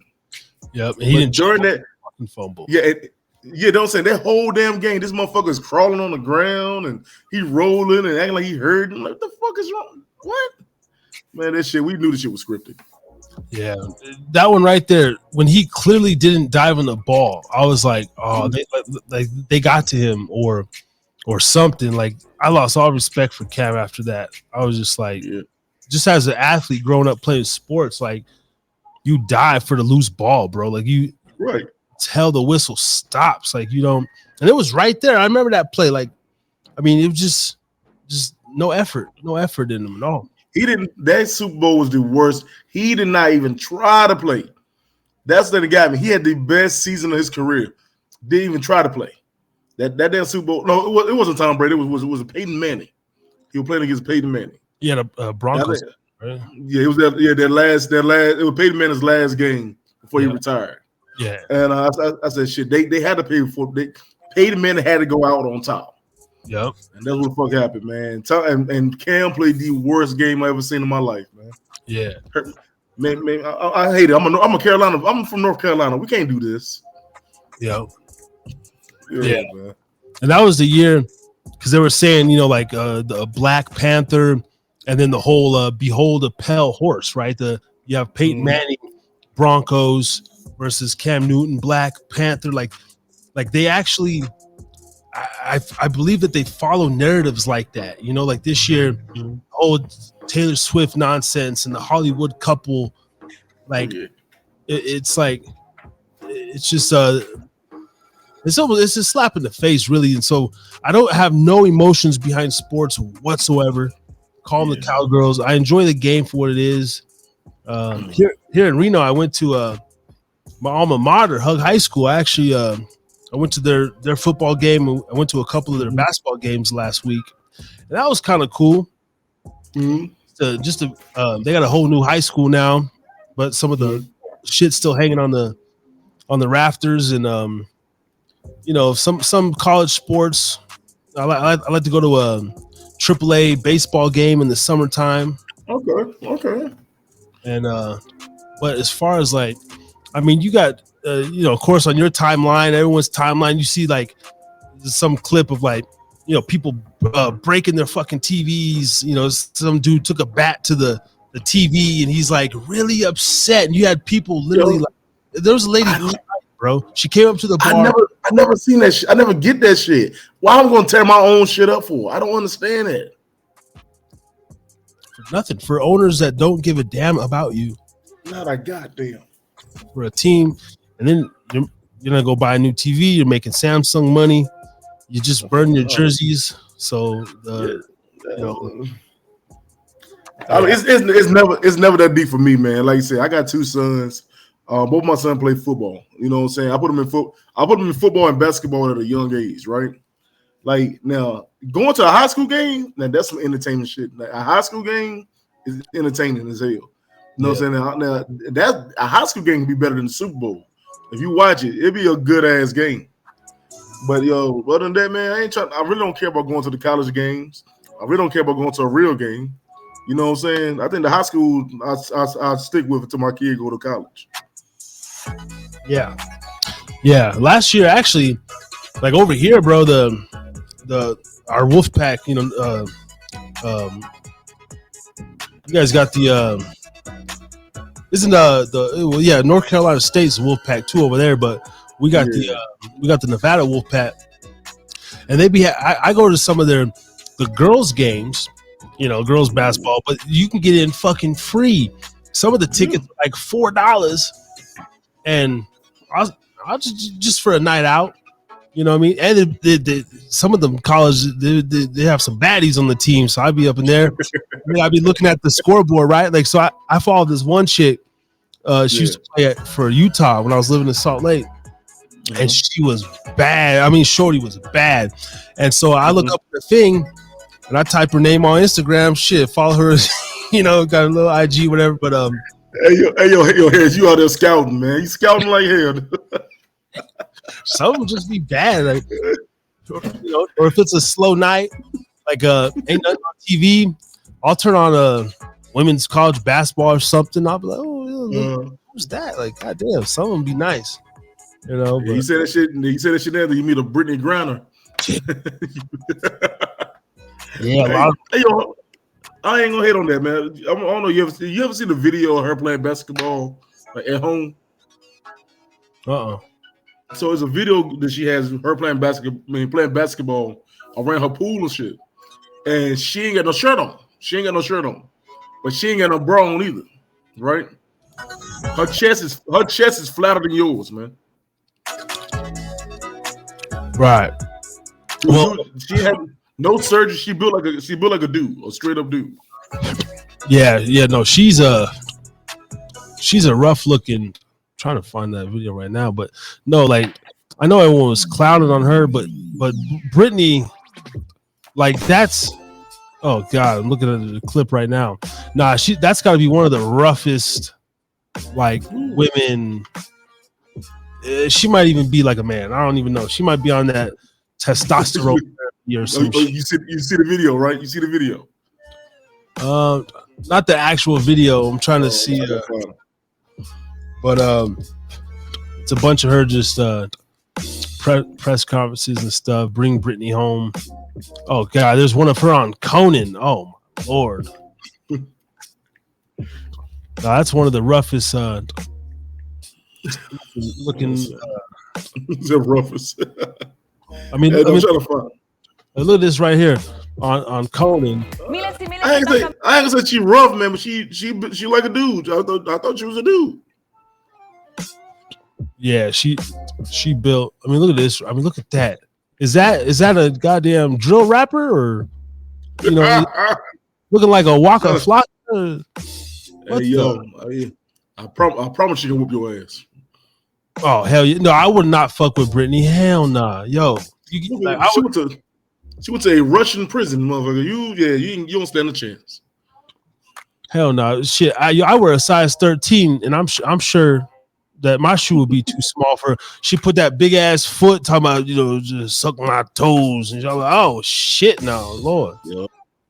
Oh, I'm gonna try to say I'll send you this video. I got a video right here, man. Oh man, her playing around the pool, and shirtless, man, shirtless. You know who was a fine. Oh, okay, that's what you're saying. You know who was a fine like WNBA player to this day? Lisa Leslie. Yeah. I mean, for being a big bitch, you know, she's nice. She's classy. She's a nice, classy lady. This Skylar Diggins, she's probably one of the baddies of all time. Yeah. I remember Skylar when she first came out, though. Yeah. She was killer. Yeah, she was, man. Hold on a second. I ain't gonna lie, like I still, bro, one of my all-time, she's not the sexiest, and I really don't even like Caucasian women like that. I have to say, I find Diana Taurasi so fucking sexy. There's just something about Diana Taurasi, especially when she was like in '99 when she was winning those titles at UConn. I rubbed a lot of nuts out to Mrs. Taurasi, man. Like I don't know, just like she got, you know, this like high cheekbones and the lips, and you know, I'm looking at her. I'm looking at her now. She, I don't know. She's older now. I don't know. Definitely older. But she used to be like not too bad, man. If you could find some pictures with her hair down, she always puts it in the bun. But yeah, DT, man, she was a nice one. I'm gonna find her. You said back in the 90s? Probably like 2000, 99, 2000. Okay. Or like type in Diana Taurasi UConn. You know, but she's stout, boy. She was stout. Well, she was. I don't like if you can see a picture, but yeah. No, she was. There was a picture of her. I think it was like at the ESPYs, bro, when she was I mean, she was dolled up, and I was like, and that like she's bad in that one. That's why she has piece and shit. Okay, so fine. SPs. Yeah, that was it. Oh, I see what you said. It is her. This can't be her. No, it might be her. This is the first picture that popped up when I seen. Oh no. No, that's not right. That's not Diana. Okay.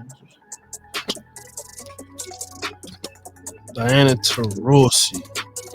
I'm gonna find her. Oh, this her. Oh, she got a wife. Okay. Oh, her and Serena. Okay, that's in this one.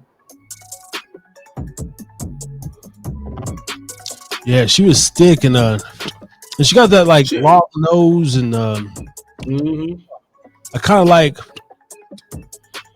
the in her eyes too. She got those big eyes. Those that chick off of ESPN, bro, Candace Parker. Oh yeah, I know exactly what you're talking about. Yeah, she bad, like, but then you see her like I seen her like her, her whole body and she like she's a big bitch too, but like she probably got the most sexiest face. Oh, that's who was in that gold dress I showed you. It was Candace Parker. Okay, yeah, Candace Parker is fucking stunning, like from the shoulders up. There she go right there. Put those long legs up on you. Yeah, she pretty though. She pretty, man. And she got a little tattoo right there on the little stuff. Okay, go ahead. I'll see what you say. I got you. And she ain't bad now. I ain't gonna lie to you. She's nice. Like you said, like I still think Lisa Leslie for her to be so old. Oh yeah, still get it. Still can get it, man. Yeah, she fine like wine. Yeah. Yeah, like I said, she is classy. She real classy. Yeah, I wish for the ratings to go up in the league. I wish they would lower the hoop to like at least 9 foot for women. And if WNBA players would play in volleyball shorts and like volleyball uniforms, that's gonna boost the ratings just a smidget right there. Yeah. Even the ugly ones, man. Fucking throw me some volleyball shorts, and I'll look at the ones I choose to look at. Man, we have them run around with the Will Chamberlain's on, the old school little shorts, man. They come way up. Yeah, man. I mean, they might bring the guys to the show. They bring the guys. You know what I'm saying? I'm gonna tell you this right here, man. I've seen some that can dunk better than any nigga though. Any dude, I'd have seen some girls that could dunk. You know what I'm saying? I think they did a dunk contest for the women. I'm like, damn, they was killing it. They was killing it, bro. So I know, like Lisa Leslie was like one of the first women to dunk, and it was like a 4-finger kind of scrape the rim dunk. I think it was like, I guess that's a dunk for a woman. You said, yeah, no, I'm saying, I'm looking at her now.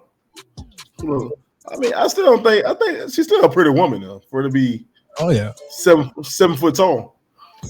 But yeah, I'm gonna take Candace over Lisa, even in her prime though. I got you. Well, Candace is bad though. Candace is bad. Yeah.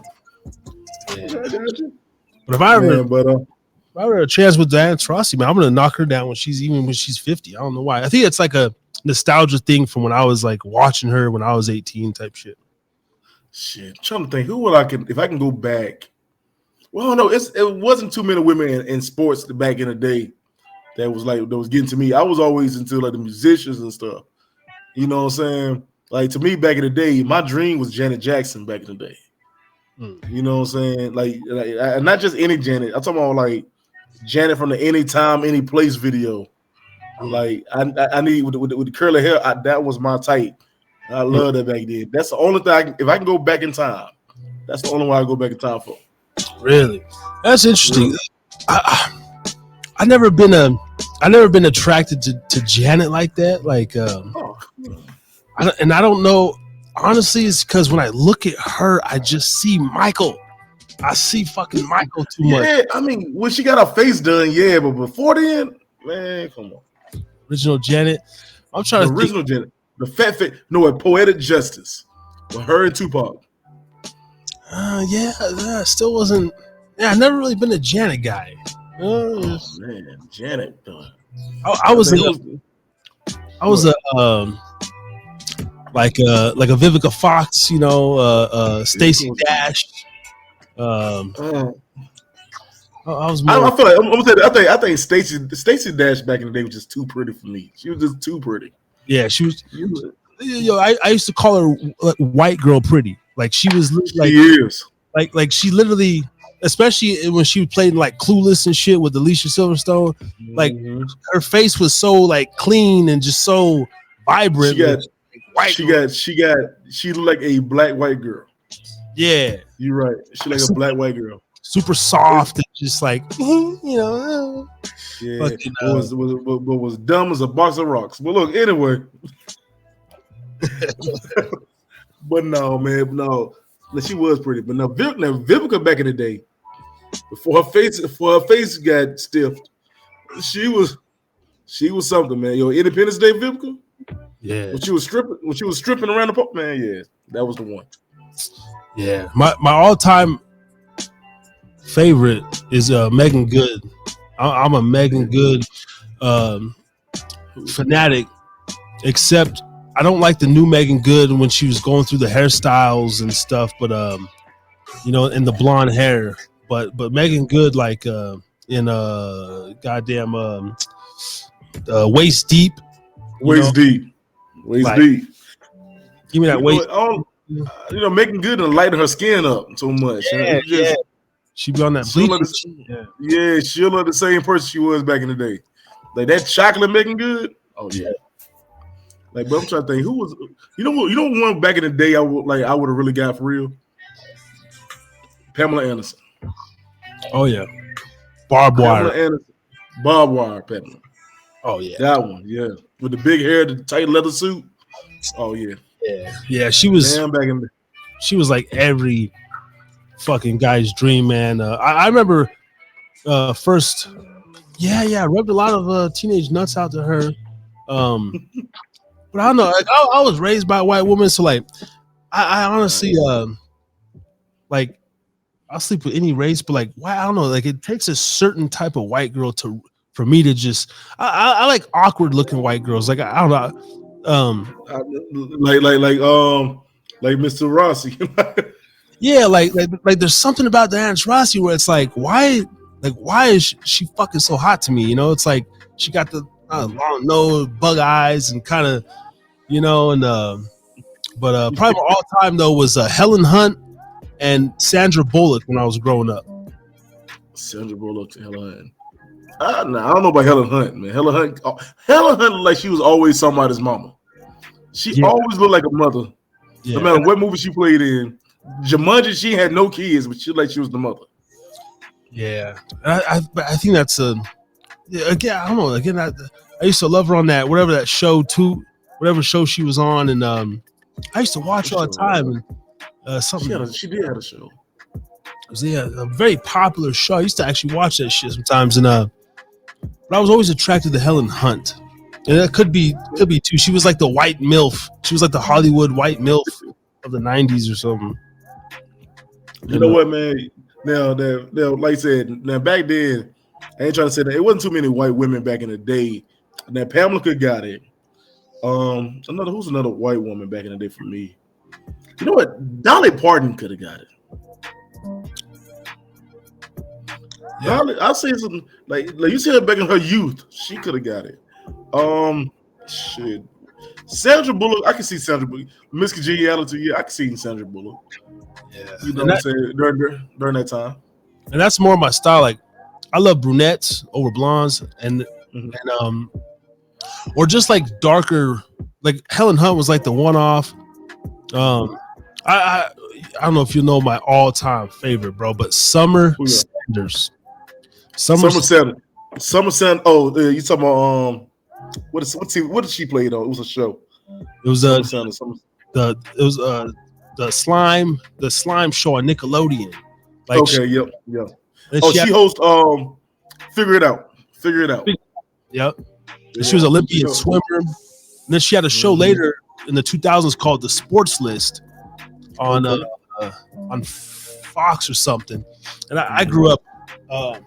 I was in love with Summer fucking Sanders, man. Let me tell you, one for me, so I'm a black kid. So for me, be honest with you, Brandy, like Moesha Brandy, I'm gonna tell you what really turned me on to her. What I Still Know What You Did Last Summer. Like to me, she was the finest damn thing back when I was a kid. Like I was there just to watch her. You know what I'm saying? I thought she was I thought she was so damn fine when I was a kid, man. I'm be honest with you, it got to the place where the girls I was dating, they had to have braids. That's how I wanted. I wanted girls to have braids because I had a crush on her. That's a good one. That's a very good one. And then when she played in the TV show The Game, she still looked good. About 10 years ago? She got kind of skinny, like too skinny. You know, at one point and I Know What You Did Last Summer, she had a little weight on her. Yeah, she got too skinny right there for me. Now just pull up. I Still Know What You Did Last Summer. That was her best. Brandy. Let's see what we got here. Oh yeah. Like this more. Yeah, it was more pure back then. It was like. Yep. See what you're saying. Yeah. Honest wine.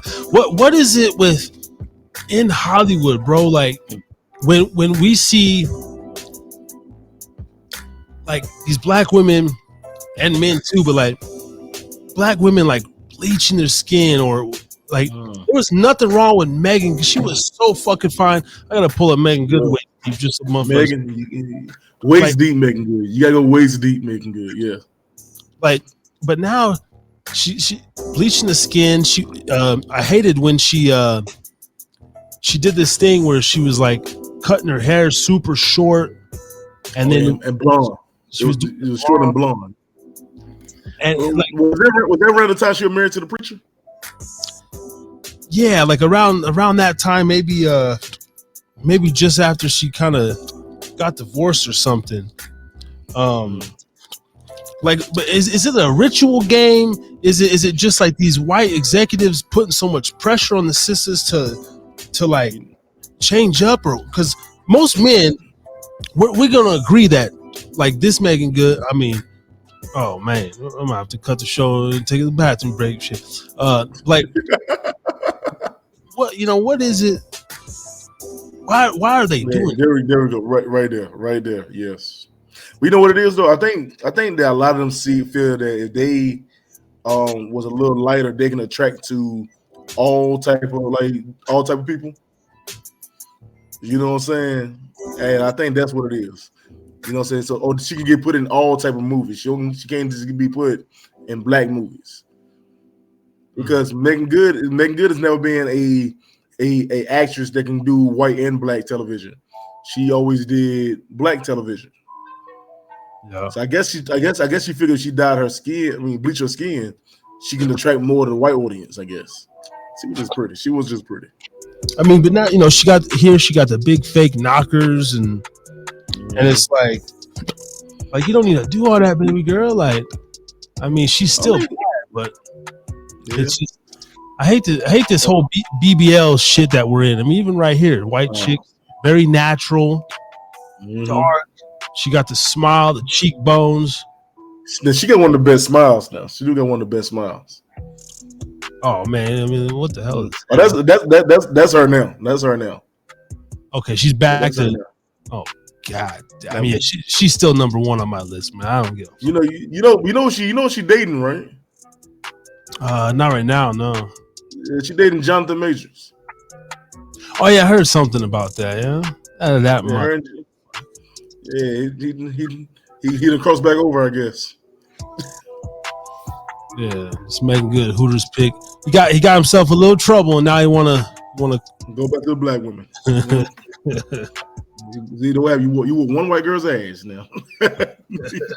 You go back home. I know, man, but yeah, like I'm saying, I think that a lot of them changed their looks to try to fit in to try to bring in the white crowd too. You know what I'm saying?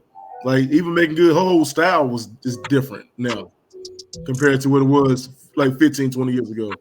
The person who really hurt my feelings with it, man. I know she's getting old, but Vivica Fox changed. Her change was different. Like you go back to Vivica back in the 90s and early 2000s compared to Vivica now, man. Right. I haven't seen. She done got her face done. She done got her face done. She's still decent. She's decent, but she's not Vivica Fox that we knew. Right. Now this Megan. See, I don't like short hair on women in general. Mm-hmm. But you can see, I don't know, it looks a little light. Started to get. She looks she had her chin done, man. Yeah, like she got her. Yeah, she went under that knife, man. Got her. See right here, I mean, it's a little maybe rounder, and so she's doing this like Marilyn Monroe kind of. I don't know what that was. This one she went too far right here. The one on the end, right there. That's when she started getting really light. Yeah, the one on the very end over there. But yeah, man, that's what even look like her now. What about the goddess Little Kim? I mean, what? She looked like a damn monster right now, right? Like I don't know about monster. You know she put me in the mind of, man. Remember Leprechaun? Oh yeah, remember the movie Leprechaun? Yeah, Leprechaun from the Hood. Oh man, and look at she was pretty. I mean, well, that's the original Little Kim right there. Now, that's the one right here with the blonde hair on the end, on the other end. Yeah, that's the very first. Well, they ain't the very first. I think she might have had one surgery right here. Yeah, this one right here is straight Leprechaun, Crypt Keeper sort of stuff. That's when it was starting. That's when it was starting right there.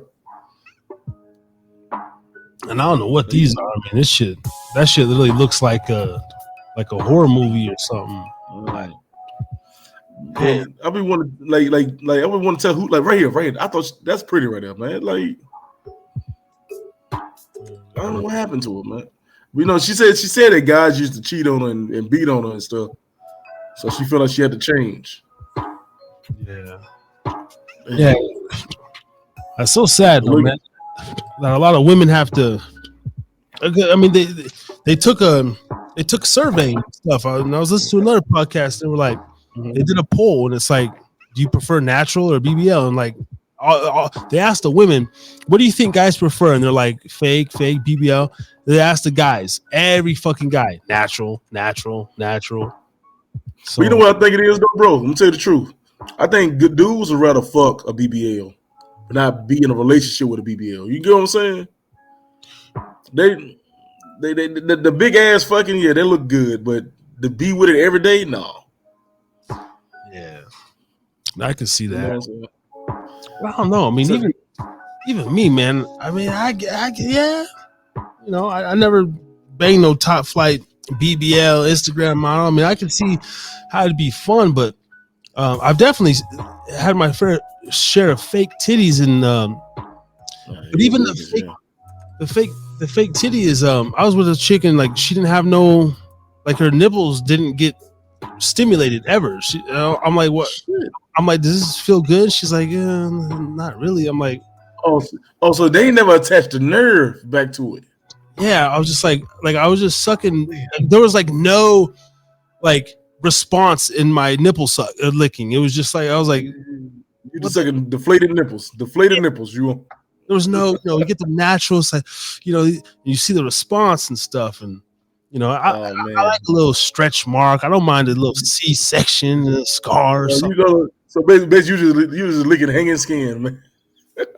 Yeah, it's like a little keloid and shit.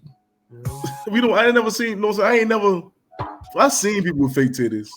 I ain't never been with a girl who had fake titties in my life. You know what I'm saying? I want to know what to do. And plus, I feel like they're scary. They're kind of scary, man. Cause they be sitting up like, they need to fall between your armpits so I can watch TV. You know what I'm saying? They be in the way. Yeah. Like, no, out the way. This chick, I mean, whether she was laying down, they were just there. They were just like, it was just very odd. Like it looked cool. It looked all right. but like, and then you could just tell that they're fake by the little underneath, and you still see the little scar. Like I'd rather just see like I just want some stretch mark titties. Look like you've been breastfeeding. Some ones that live, some titties that live life. Yeah, I like seasoned that live life. Seasoned skin. Just went through some shit. Got a bite mark on them. That's what you need. The one with a bite mark on them. Bite marks, cigarette burns, and whatever the hell. they didn't caught it up in the bra straps a couple times. It got a little rash on them. Yeah, those a little hang on them. That's amazing. Ain't nothing wrong with it. There ain't nothing wrong with it, man. Like I said, you don't need to be perky. Cause ladies, y'all don't need to have them perky titties, man. We be trying to watch TV. They sitting up there like this. No, move them bitches to the side. Tuck them under your armpits if you can. Yes. No, I mean, to me, man, there's nothing sexier than just some natural tit. Just some natural fucking tit. You know what I mean? Just bouncing. I like that. But that was I don't like about the whole fake ass thing, man, because I think nowadays, this one thing, to be honest with you, bro. I think that women nowadays are so like they so like had this idea what perfect is that it's never perfect. Like I'm like, I know y'all can see these other women with these big old bubble ass and no legs. Like this don't look right. Y'all don't see this? Or you like when all these women get this face surgery and they all starting to look like Thundercats. Like, you know what I'm saying? Like y'all gotta see this. Oh shit! I can't screen share this. I had to put my shit on moderate, but I googled BBL ass versus natural ass, and I mean, yeah, I'm an ass man too, but nah, like I'd rather just have a fat ass, like just a fat bitch, like with a big ass or whatever. See, these fat booties just look they look cute, man. Look ridiculous, man. Hold on, let me tell you this right. I think it's two people who did it right though. It's two people who done it right. Cardi B and SZA are the only two people I've seen that done it right. SZA ass. Oh, she is a baddie. Wait a minute. That's SZA. She just got a BBL. She's the only one I've seen who done it right. Her and SZA, the only two. Her and Cardi B. Oh, and I'm not a huge. I don't know. I don't think Cardi B. I mean, I honestly don't even find Nicki Minaj that attractive. I'll be honest. No, I think her attitude is a turn off to you. You know what I'm saying? Her attitude turned off. I think she's a pretty girl. I think she's pretty. I think that her attitude kind of turns you off. I think so. Well, and she looks way too dolled up for me too. Like I don't know. Like again, even with the makeup, man. Just I respect just you throw some eyeliner, maybe some blush. Like I don't like all the Barbie doll look. But somebody told me this right a while back. This girl told me a while back. She said, "Do you know how much makeup a girl got to put on to look like she don't have makeup?" Yeah, the lady said, "You know how much makeup a woman got to put on just so she can look like she don't have makeup." That's some shit. So I can tell a chick don't have no makeup on right off the bat, though. Sometimes you can't, man. You ever see the girl? You're like, oh, she's naturally pretty. Then you see them. Then she you go home when she take the damn makeup off. She got two black eyes. You know what the hell was going on? Like it happens. Yeah, I can see that. You know what throws me off these days is and even my girl, she just does her eyelashes, right? But the eyelashes, bro, they fucking make a difference, bro. I mean, from when my girl she don't do a lot of makeup, just puts eyelashes on, gives her face a little pop, and I'm like, oh. Then when they take them off and shit, hella thin, and she be looking like a whole different person just off eyelashes. I'm like, I never been an eyelash dude, man. Like my wife, man, she'll put the makeup on. She don't put heavy makeup. She puts some just like a foundation on, right? A simple foundation. She might do an eyeliner, you know, some lip gloss. But I've never been attracted to the big eyelashes and all that because I'm like, it look like you got two damn caterpillars on your face. I don't know what the hell going on. Like I don't need them big eyelashes. So I told my wife one day, I was like, when we was dating, I was like, look, you don't have to do all this for me. Like just do what you do to make you feel comfortable. But them, like the big eyelashes has always been a turn off for me. Yeah. When they get too big, and I notice most sisters be doing that the most, like the super big, and then they put the colors in them. Why? And then they do, Why? try to flicker them at you, and I'm just like, that's a little too much. Like, I'm gonna have some very incognito just to give her some feel. But I did a chick who, I mean, she was she was from the Lou, you know what I mean? Shout out to you, ghetto bitch, you know, from St. Louis and shit. She be having these having these eyelashes that, I mean, just was like stupid long with the crazy colors and everything. And I would tell her, like, you don't, like, you know what I'm saying? Like, check it out, man. Not doing nothing for me. So like this right here? Yeah. No. That's a little, I mean, it's a little, I mean, it's too out there. It's like, okay, that's too fake. No. You know, it's crazy because like a lot of the girls up north, they love them big eyelashes. Like a lot of girls up north love big eyelashes, long hair, and a lot of makeup. I see. I can't. I mean, I just go visit my little sister. My little sister in Maryland, and I was like looking at the women up there. Every woman started looking the same. They had the colorful contacts in. They had the long like hair all the way down to the ass. These big eyelashes, face full of makeup, and a beauty mark some damn well. It was just too much for me. Like, where the hell is you going? Yeah. Well, I say like, the women are, they basically get dolled up for each other, right? It's not even for us men. It's for other bitches out there, to stun on other women or whatever, right? So now it's a competition of who got the worst beat face. Yeah. I be wondering that a lot. What I can't stand is the Botox lips, where it's just too much. Like you just walking around. I literally be thinking in my head, and I get these women at my bar a lot where they just sitting out there, puffed up lips, and it's like they can't even drink through a damn straw and shit. I'm just like you're not attractive. Like, I don't like, you're literally ugly. Like you're decent without this. And that's why I'll be asking that same shit. Like who put it in? And don't get me wrong. I know there's a woman out there talking about, well, we need it just like y'all need a haircut. I'm just saying that I'm like, who put it in your mind that you had to do the extra for somebody to find you attractive? Like, that's what I don't understand. Like you have eyes.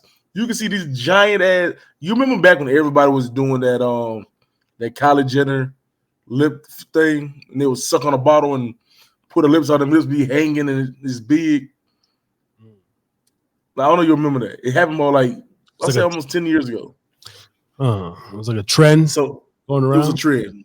So they want to have these giant ass lips, right? Yeah. I think you type it up, Kylie Jenner lip challenge.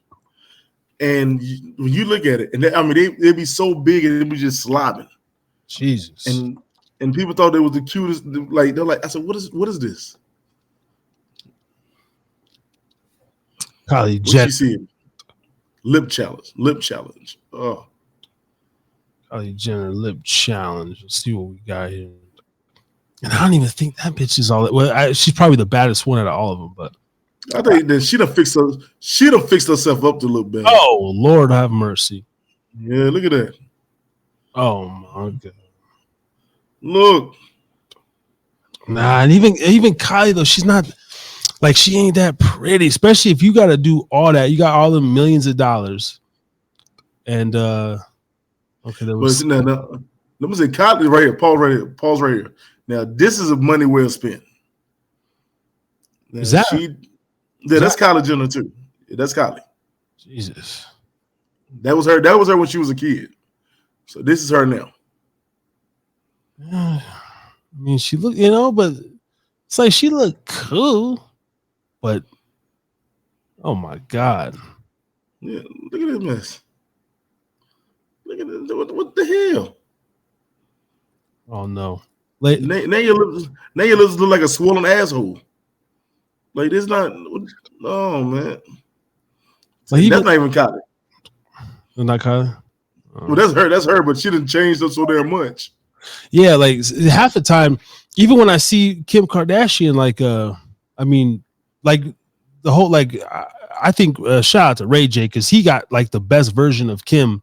Like that, the sex tape was lame as hell, but that version of Kim was like the best. Now, you know what, man? When Kim went through her little her stint when she looked like who was she like Princess Jasmine from Aladdin? You know, you remember she had a real dark hair. She was real natural looking. Yeah. That was the best she had. Yeah, during I think her and Ray J days. Let's type in Kim Kardashian natural. See if she, you know what I'm saying. She said natural. I mean, I don't even know if you can get any natural pics of Kim, but I don't know. Type in Kim Kardashian 2003. There you go. 2003 when she was Paris Hilton's assistant and shit. You know what I mean?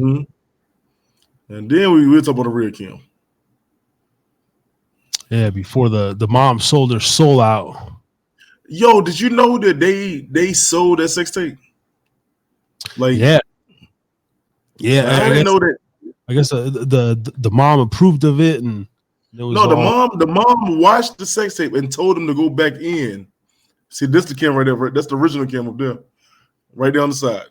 That's the original Kim on the other side, right here. That's the original Kim. But it's gorgeous right there. Oh, right here's like right in the middle.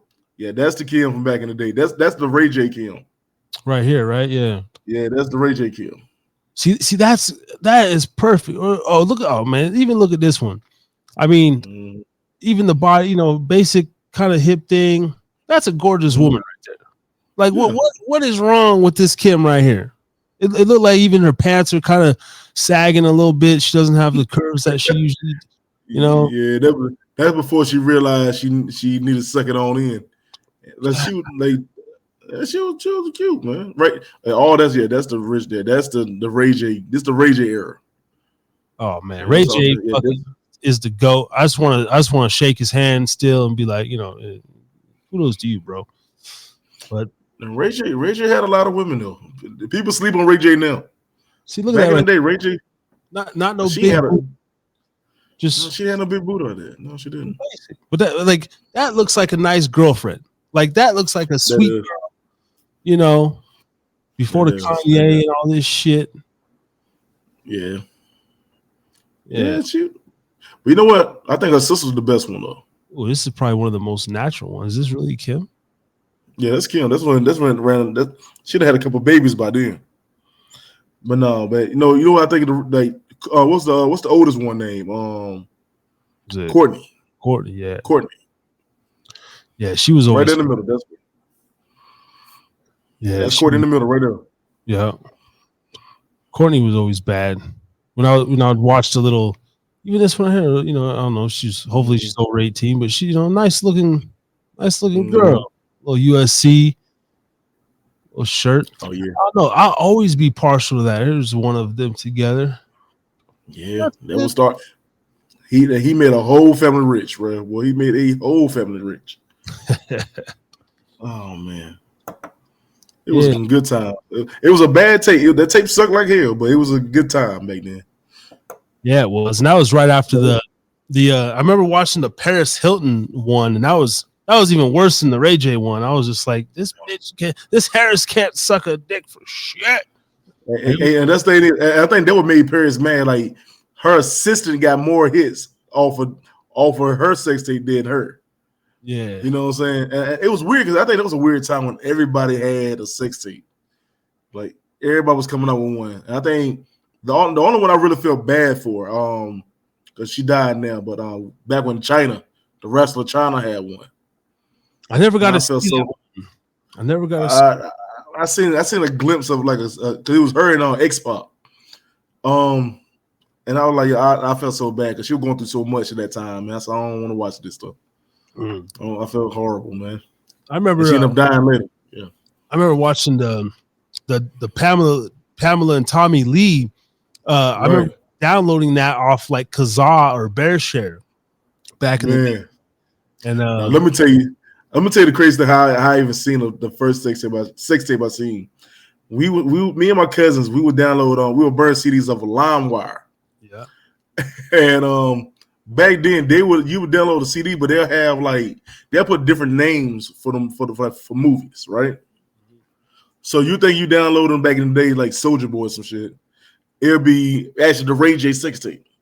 Right. So you downloading the shit, and that's you go to like play it, it's the Ray J sex tape. You're like, what the fuck is going on? But yeah, I mean, we like it was a bunch of them back then. Back then, I think every celebrity had one. Yeah, they were coming out, and then Kim kind of put it over the top, and now with the OnlyFans thing. Oh, real quick, shout out. Let's see, Ciara Butler. Oh, shout out to you, girl. Hi, fellas. Good show. Let us women be. Shake my head. Ciara, you're beautiful the way you are, baby. Yeah, you're beautiful the way you are. See. If you're still natural, you probably got some duck lips. Hey. Damn. But yeah, man. But yeah, like I said, everybody had one. I'm trying to think. You know who's the weirdest one that had one? What Mini Me from Austin Powers had one. Oh, I heard about that too. Yeah, midget. It just creeped me out, man. I can't even watch two midget lesbians going at it. It just weirds me out. I don't even know if I could sleep with a midget, man. It'd be a little. Oh man, it'd be a little. Interesting.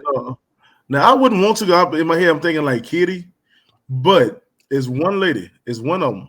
The one from Little Women. Yo, yeah, she out here. I'm gonna pull up real quick because my son be watching all this YouTube shit, and I have a YouTube crush, and she's like a white girl. I guess she's from the UK.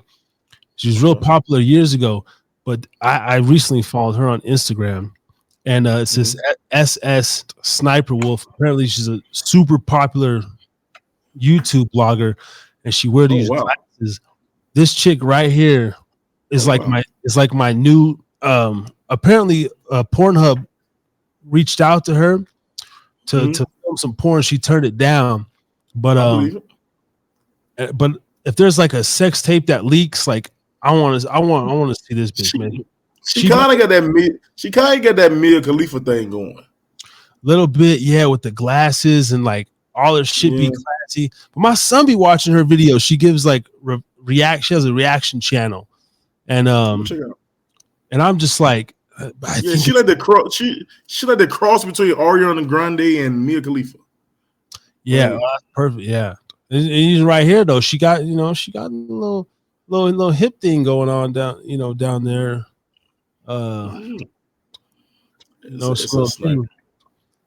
SS Sniper Wolf. Sniper Wolf. She do reactions. Yeah. I guess. I remember. Okay, I remember her now. I remember her. Yeah. I remember my son just watching some videos, and I always be like, "Who the hell is this?" But I was weirded out because like I don't know, the whole like is she fucking of age, and I don't want to say too much. I had to Google her. She's 24, so I was like, "Oh yeah, all day." I was like, "Yeah, she right." All right, man. Yo, so now you the old cougar. Yeah. But like this whole thing, I don't know. I have a I like women to look clean. Like she just looks clean. Like I mean, literally, look the fucking pussy smell like fabric softener or some shit. like not fabric softener, man. Well, like the panties or whatever. Just like just smell fresh and just fresh out the pack. Yeah, like it just looks tastes like water and shit. Just what I mean? Yeah, this is my new actually if I had a chance, I might even Megan Good's still number one, but she's like let me tell you now I'm married, I'm trying to be cool with it, but a celebrity crush, man. A celebrity crush of mine now is this artist. She's a Spanish singer or artist. Her name is Amara La Negra. And this AMA, I'm gonna mess it up. AMARRIRA. I'm gonna spell it wrong. Oh yeah, I already got it right here. Amara La Negra. La Negra. Yeah, that's Oh, okay, darky, yeah, dark with the fro. But Yeah. she speaks Spanish. Mm. She's a big Spanish. She's a Spanish artist. She's Dominican, and she speaks one like she all her music is in Spanish. But yeah, I mean, she lately she been showing out, man. Okay, yeah, I see that right here now with the whole thing popping out with the black with the cleavage. Mm-hmm. She claims to be fully Latina, huh? Interesting. Yeah, her parents. If you see her mother looked like a regular Spanish lady. Mm. Her dad is real dark skinned, but he's Dominican. He speaks Spanish too. Oh damn! Here's one with the see through. She got the nipples out to see through, sitting on a lawn chair. God damn. Okay. Yeah. Marla Negra. Okay. Yeah, I've seen her before, but never knew her name or whatever. I can't show this on your show, no, man. Yeah. But she get a lot of hate though, because they're like her features was like a white. They think her features more like a white woman, even though she's dark skinned. They said her features are like a white woman. Yeah. Yeah, I mean, and that's weird. Like that's what I said about Stacey Dash. Like, not to put white women on a pedestal, but like she's got that beauty where it's like almost like it's like white beauty. I don't know how to describe it. It's like you look like too, like I don't know. And white women aren't even put together. But I don't know. It's not just that. It's that she has an appeal that can cross over between white and black. She got an appeal that will cross over between white and black. Like a lot of black guys are attracted to black women. You know what I'm saying? Unless you're in the NBA, but a lot of black guys are attracted to like the black women features, and a lot of white guys are attracted to more white women features. But we got some women can go to either or. You know what I'm saying? And I think that a lot of white guys are attracted to Stacey Dash, like a lot of black guys was attracted to Stacey Dash because a lot of black guys don't really care for her no more. Yeah. Yeah, that's true. That's how I always kind of put it, you know. And I ain't gonna lie, man. The goddamn, I mean, I used to kind of be into Serena, man, too. She got some pictures where she looked real manly, but sometimes you be seeing Serena out there, natural as hell, just big, just bouncing. I swear to God, if I could have a night with Serena, man, I think that shit. Serena back in the day. You go Serena back in the late 2000s, yeah, 2010s, whatever. Yeah, she was bad. She was bad. I think I don't know some makeup they got going on with her or what. It makes her look kind of hard in the face now. I mean, yeah, she changed a lot too. I'm trying to think who would I go for now? Who would I go for now? SS Sniper is on my hit list for some reason. God, if I wasn't a married man, you know who's always been Shakira has always been attraction of mine. Shakira, okay, has always been someone. I mean, to this day, I think to this day she's still fine. Absolutely. Well, I mean, if we're going there, I mean. Of course, J-Lo, man. She's like a woman who, what was she, like 52, 53? Yeah. And just never. I don't know. I kind of felt I like J-Lo back when young J-Lo was out. Right. Like, if you go back to like Anaconda, when she was at Anaconda back in the day, when she played Selena, that was her best right there. Anaconda, Selena, J-Lo.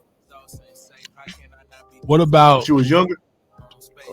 I've always been a Ashanti guy, and Ashanti here in 2024. I mean, she's like the woman that just ages, and she's still pretty much natural. Maybe a little nose job. I mean, she got a little thicker since when we was kids. When I was a kid, Ashanti was real skinny. You know what I'm saying? See, like she this, look good. Like this right here, right? Like you could see like the little cellulite in her thighs and like the thickness. I like that right there though. Like this she's pregnant now, man. Her and Nelly, is that her? Yeah, she got her Nelly. Her and Nelly. Punk ass Nelly, you finally got her pregnant after all these years, you motherfucker. All these years. I mean, look at that's the original Shanti. That's the Shanti I remember when I was a kid. Yes. Yeah. Hey, you know what? That's Shanti now right there. That's a Shanti now in the middle. Oh, she's so. I mean, pushing 50 though. That is some of them. Something about them late 40, 50-year-old women there, boy. They gorgeous. They doing it. You remember it was. Go ahead. You remember the King magazine, man? Back in the day, King magazine. You know the crazy that I used to have to like every month I was trying to get it when it first came out. Yeah. Oh, now it's oh no. Now it's bullshit. What the fuck? Oh no, man! You got to go put Urban magazine. King Urban. Yeah, Urban. Oh yeah. Oh, there we go. Oh, Megan Gilbert right there was on the. I think I remember. I think I remember that right there. But these King, the Flavor of Love girls, man. The Flavor of Love girls. Oh, they got Megan Good there still. Look at her. Nicki Minaj did it.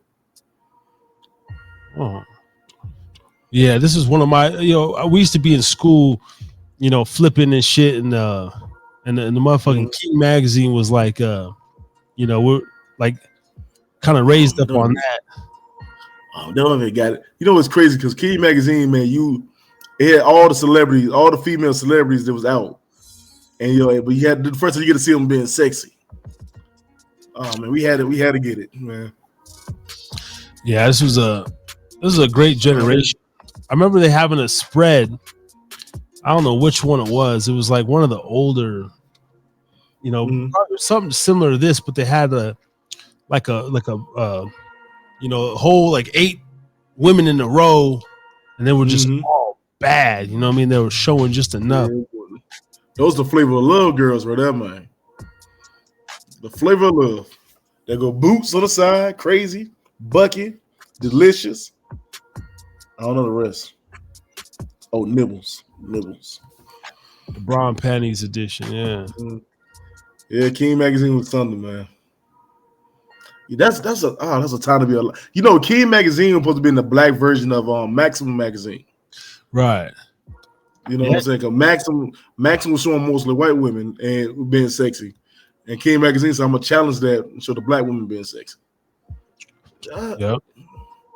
Oh yeah, and that Katie Albert, the one that played in Friday After Next. She was played in Soul Plane back in the day.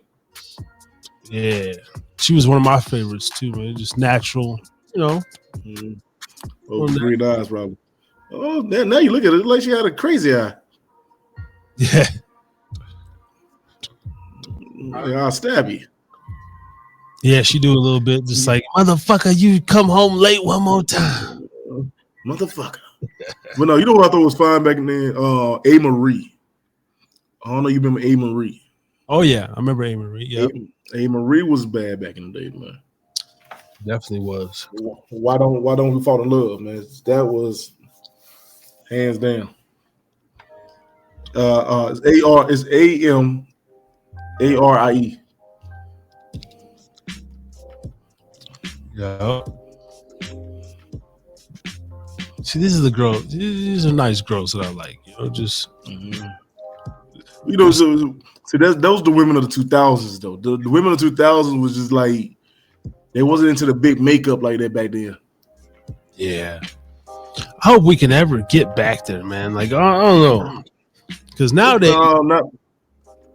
No, why? Because everybody's competing with Instagram and TikTok, and you know what I'm saying. These new generation, all they know are Dina Howard. I would literally sing her song this morning. Now I used to. This her now. This her now. Still bad. I'm talking about still bad. I used to listen to her song, "Freak Like Me" and Freak Like Me. T-shirt and panties on. T-shirt and panties. Yep. She used to be one of the. I mean, look at that shit, man. That's 2016. God damn, boy. I think right in the corner up top, these right here, these like kind of later. These got to be a little later right here. She got the green on. Yeah. I think like 20 something, 2020 or something. But Dina Howard, boy. Yeah, she was black excellence right there. God damn. But you know what happened to her, right? Damn. No, her and Brandy got into it. Oh, did they? Yeah, there you go right there. Yeah, her and Brandy got into it. They were sleeping with an old dude from both of them were sleeping with an old dude from Boys to Men. Okay. Yeah, Dina Howard was bad though. Yeah. Freak Like Me, Dina Howard. Don't you really want anything like me? Yeah, man. It's that I'll be a freak all through the day. Hell yeah. Yeah, there you go. Classic shit. Oh man. Yeah, man. Yo. It's weird because you watch all these new girls coming up, man. Yeah, everybody want to be sexy. Everybody ain't got that natural sexy. That's the thing is. Yes. You want to have that. That's what you missing. You missing that natural. Like you can be sexual without having to do the most. Yeah. Yeah, that's why I missed it, man. They say everything comes back full circle, so hopefully. I mean, it probably will. I mean, like I said, we're starting to get out of. We're slowly getting out of the BBL. We getting out of all the plastic surgery stuff. You see a lot of women now is taking their BBLs out. Right. And I gotta fucking share the screen. Let's give the Persian woman love because she used to be on the show, some shit. But my cousin would watch the show, and this chick right here, Reshma Shetty, she's in my top 10. She's like an Indian. I love the little Indian look right here, like this little look. Okay. Reshma Shetty. She was on some show on CBS. But like I mean, like this is natural beauty to me. Like this one in the right, she got the big nose, like pretty teeth. I think as an Indian actress, I think is the finest. What's the girl who's married to Nick Jonas? Priyanka.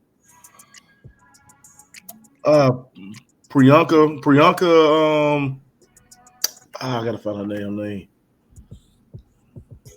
Nick Jonas is Nick Jonas' wife. He got himself a baddie. This is who he's married to. Okay. Yeah, I've seen her. I'm gonna stick with Miss Shetty, but she's bad. I don't know, man. I gotta go with Priyanka, man. Priyanka got it for me though. Okay, yeah. Even though she's a little on the older side. Yeah, not bad. She's way older than him. Oh no, that versus this though. I mean, just god damn. I don't know. I mean, she's pretty too though. She pretty too. I don't know. I think Priyanka got that more exotic look I like though. And there was that chick who she played in what's it called? New Girl. She's the Indian girl. Oh, I know you're talking about the friend. Yeah, she's like the right on the end. Yes. I don't know her name though. Yeah, she's like except I don't like the bangs when they put her in the bangs, but it's probably between her and Reshma Shetty, this chick right here. That she got them long legs right there, boy, and the hips still. and then motherfucking the Schmitty or whatever Schmidt was, tapping that. I was like, motherfucker. Hold on a second. I'm trying to find this one girl. I think her name was Acha. Acha Joseph. Acha. It's ANCHAL Joseph. And we're talking on the Indian type. ANCHAL. Oh yeah, see, I'll check Joseph. Oh, yep. Oh yeah. Joseph. That's Jim Carrey's ex. Okay. Good for him. Oh yeah. Jim Carrey. Mm-hmm. Yeah. She's got a little. This one, Yep. Yeah, she's bad. Mm-hmm.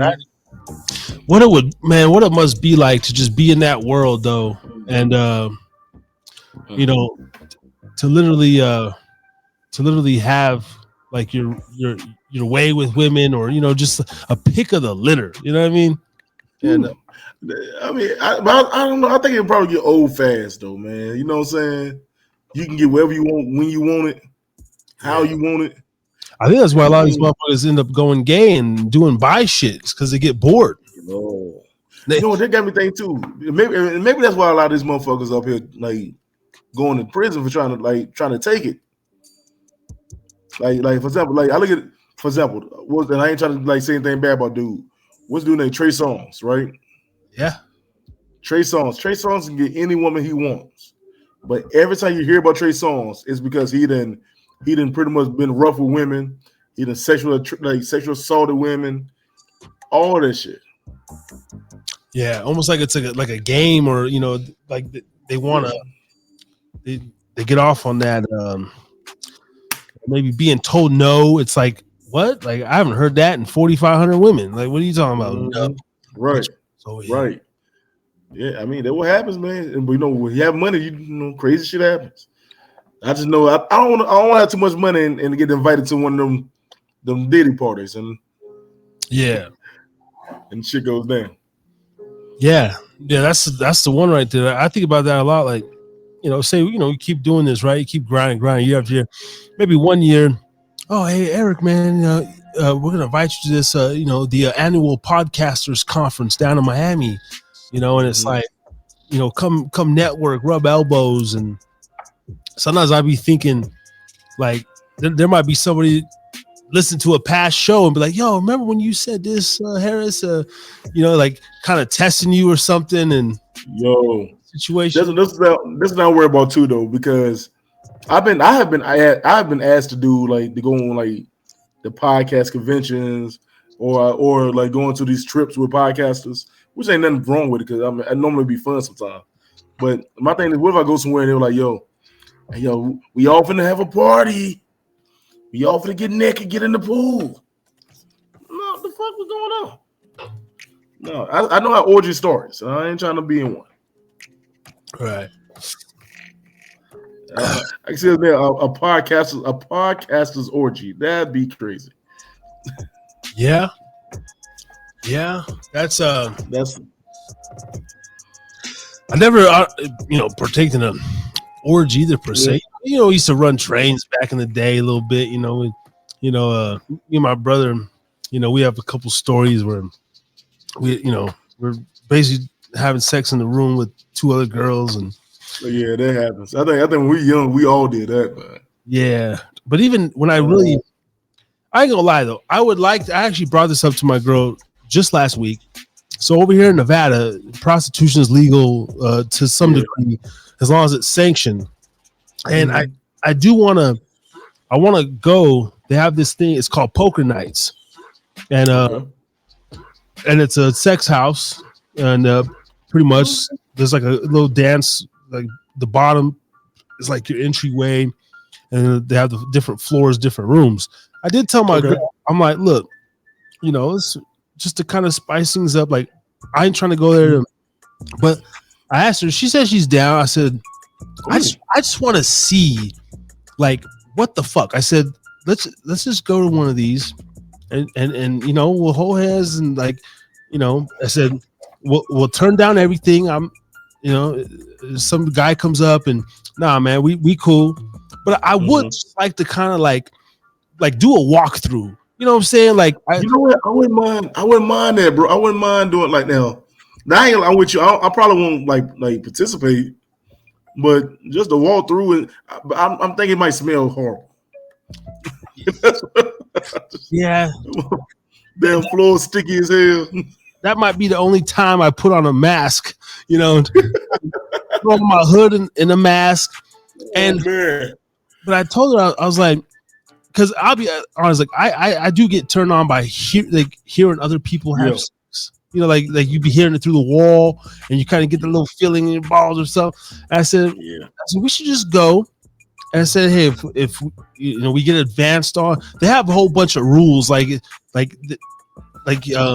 you can't just touch people. Everything has to be, you know, a warranted.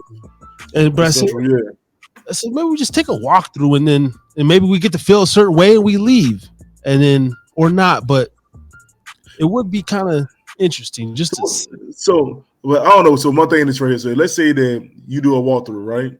You gotta pay money to get into these places. Yeah. So you done paid all this money for you and your girl to go to do the walkthrough. All right. So while doing the walkthrough, y'all see something that kind of turns y'all on, right? And I know, let's be real. 9 times out of 10, you ain't gonna just leave. You gonna try to get it in there, like somewhere in there, right? Yeah. What if while you getting it on, somebody just randomly comes up and start just touching on your girl? Yeah. Yeah, I know. Is you gonna be cool? You gonna be cool with it? Or you gonna just let it happen?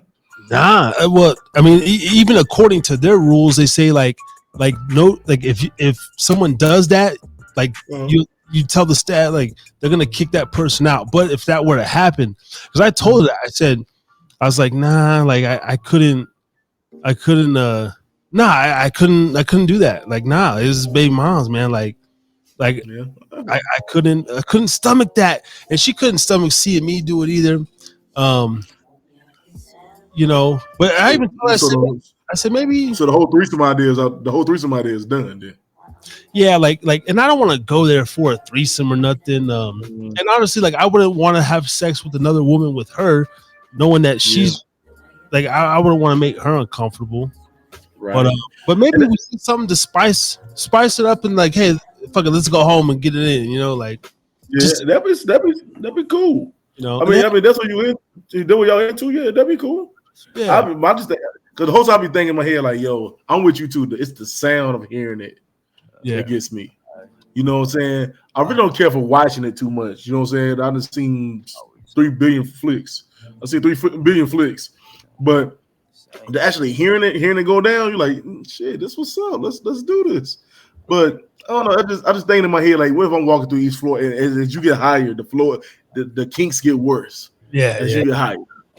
And I'll be thinking in my head like, yo, what's gonna be on the next floor? I just want to see what's on the next floor. Yeah, like I just want to see what's on the. By the time you get to the second floor, they pegging. Yeah. Like if it's any sort of and on this website they have that. It says like mostly they encourage couples to come. They have like a singles night specifically, but mostly it's like couples, and they have a little dance floor. They got hookah. They have like a pool, a hot tub, like so like you can go and it kind of a casual hangout. 2 things that kind of stop me right there. I'm not smoking hookah with nobody at a sex party. That's one thing, and I'm not sharing no pool with your ass either, motherfucker. Because I don't know what's floating in that goddamn thing. Yo, that's the only 2 things. Now I'm not puff passing any of them things off your lips. We're not doing that. Right. But like I said, and I'm damn sure not swimming in your kids. I'm just telling you this now. Yeah. Like I said, it's better than we swimming in piss. Yeah. We gotta swim in that. I'm not doing that. Well, you know, they give you your own plastic tip, you know, to put on the hookah and shit, you know. Oh shit. I got a feeling that when another person blow the air, a kid will hit me in my chin. Right. And I ain't got time. Oh man. But yeah, bro. But yeah, that'd be a bit. I like to say, yo, you go, man. Let me know about the experience, man. Yeah, you know, I want to walk it through. Yeah, no, we're like I'm seriously down for it. You know, I just kind of brought it up to her. I mean, my girl ain't that kinky and freaky, so like, she'll just do it because I want to do it. But I'm like, you know, my gaydar and everything all the way up. If there's too much weird shit, or if I see some dude getting pet, like, all right, man, let's get the fuck out of here. Like, I just in my head, I thought I might walk into like a lesbian room and just see like 10 bitches eating each other out. You might, and that's the mystery of it, though, man. That's the exciting part, because you don't know what you're gonna see when you walk through the doors. Right. You know what I'm saying? You might go to the first floor. Yeah, you see the red. I think to me the lesbian stuff be like the red on the first floor. You know, you walk through, you're like, oh, they eating each other out. Oh yeah, that's sexy. Yeah. You get to the next floor, you see the BDSM room. You know what I'm saying? The next floor, you see somebody hooking up somebody with a damn battery charger. Like then the next floor, boom, picking. Yeah. Yeah, the whips and the swings and all that shit. Yeah. Oh, yeah. You know what? I thought about that once. I did thought about the whole whips and chain shit. That's that motherfucker. I've been beat too much in my life for me to want to enjoy this shit as an adult. I'm not doing it. Yeah, like when I think about it, man, and like I'm a freaky dude, but I'm really not that freaky. Like I don't like to be bit. I don't like to be pinched. I don't have some chicks request me to choke them, and like I'm a dude like lightly on the neck, but like all that harder, and I'm just like I'm not gonna choke you harder, bitch. Like that shit's weird. So bitch, yo, you know, now they want you to make. Now that they want to pass out. Yeah, nah, I can't do it, man. Nah, I can't do it. Look, I'm trying to fuck you and you half dead. I can't do that. And not only that, again, in my brain, I couldn't go to sleep. I'd be laying there like, oh, this bitch gonna press charges, or like, you know, like my fucking thumbprint is on her neck for the next 72 hours. Like I'd be laying there like, oh man. But you know what? This is one thing we thought about too, man. I thought before, like, yo, I'm gonna do a show. Cause like I said, I'll be honest, I try to get myself out of talking about sex on my show a lot. So I do serious topics. But I want to ask about that. Like when it comes to sex, like everybody thinks a freak is not a freak anymore. Like what you think? Like, I'm like, what is your freak number? People are like, I'm a 9, I'm a 10. I said, oh yeah, so you'll let your girl peck you, right? Oh no, I ain't doing that shit. Nope, they bring your ass down a little bit there because you're not into that. Or you like she be like, oh, well, I'm a the one girl told me I'm a 9. I said, oh, so you like somebody to piss on you, right? Oh no, don't piss on me. Like, you bring it down. There you go. Yep. So you gotta do it. I mean, that's what people into nowadays. And it's crazy that the younger generation is into that shit way more now. Yeah. Like I have a joke, like, and it's not even a joke, but like I told one chick, you know, or when I get these conversations, I'll be like, girl, I've been eating booty since 2006, right? And she'd be like, like 2006. I'm like, well, yeah, because now it's a trend, and now it's like eating ass, right? That used to be some taboo shit, like, or like sucking toes and shit. Nowadays, that's like, oh, you suck toes, man. Let me tell you the truth. When I was in high school, eating pussy was like you didn't tell people you did. Yeah. Like when I was in school, you couldn't tell people. Like you might know some guys, you might have snuck and ate a little pussy, but you didn't tell. You didn't be like, yeah, I'm eating pussy. Like you didn't say that. You know what I'm saying? Nowadays, these kids, I'm looking at the kids about to go to school. My son, they telling you, yeah, we spit in each other's mouths and we choke each other. And well, I'm like, what the fuck is this? Like I seen that shit. To see somebody literally choke this woman and she slobbed in her mouth. And I'm like, yo, what the fuck is this? What is this going on? What is this? I don't like violence with my porn, and I don't like any sort of like I'm pretty much basic. Like I just just you know. And that, I mean a little. I mean, if you don't almost die while having sex, you're not living though. The only time I almost died was the one and only time where I was with the married woman or whatever, and I went to her house, and the husband came home, and I had to hide on the side of the bed, and she pushed a mattress.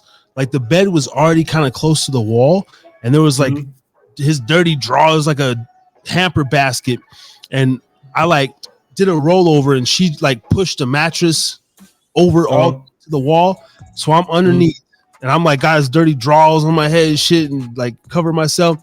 And I heard this dude, he was tripping because he suspected something. And she was doing everything in her power to like calm him down, bro. This dude, he like still opened the door, like, but you know, he didn't see me or nothing, bro. But I remember like laying there, bro. This was in Idaho, you know, and you know, you got tracked down by a big old farming ass motherfucker. Yeah, bro. Like he was. Bubba Sports came home. He was like, I heard him yelling, hitting shit, throwing shit. Like, I had to go back to work. I ain't got time for this shit. Blah, blah. And like I just remember laying there, bro, chest pounding, and because I knew he had guns and shit in the house, and I was just like, okay, I'm in the wrong. Like if he blasts my ass, it's my fault. And I swear to God, ever since that day, I've never been with another married woman.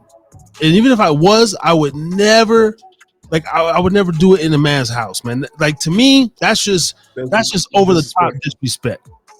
Like disrespect. You know, just like in your confines, bro. That's like I even tell my girl now, hey, when you're at work, 9 to 5.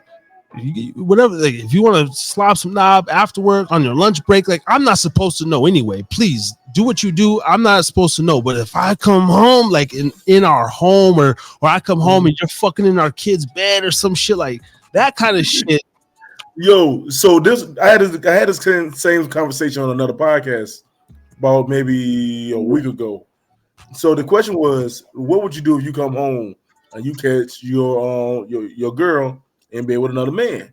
Or why would you? The guy said, why would you try to fight? Would you try to fight the other guy?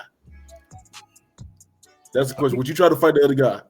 I mean, you're not supposed to, like based off emotions. I'd be mad, but no, like I'm gonna be mad at the woman, bro. It's the woman. Like it's like I mean, and I guess there's levels. Like, is the guy your best friend? Is he just some guy that she lied to? Because 9 times out of 10, the guy probably don't know nothing unless you got your kids' pictures on the wall. I mean, there's a whole different. But first and foremost, I'm gonna be mad at the woman. Okay, and my thing was this. I said, "Yo, now don't get me wrong. I'm gonna be mad at her. She gonna get the most of it, but this motherfucker ain't no way he just walked in this house and I know that there's a dude in here. You know what I'm saying? You know what I'm saying? And don't get me wrong. I've been in real life. I've been on the other side of that. Now I've been the guy who came over to her house and I know she had a dude and all this other shit, and I didn't care until this shit happened to me.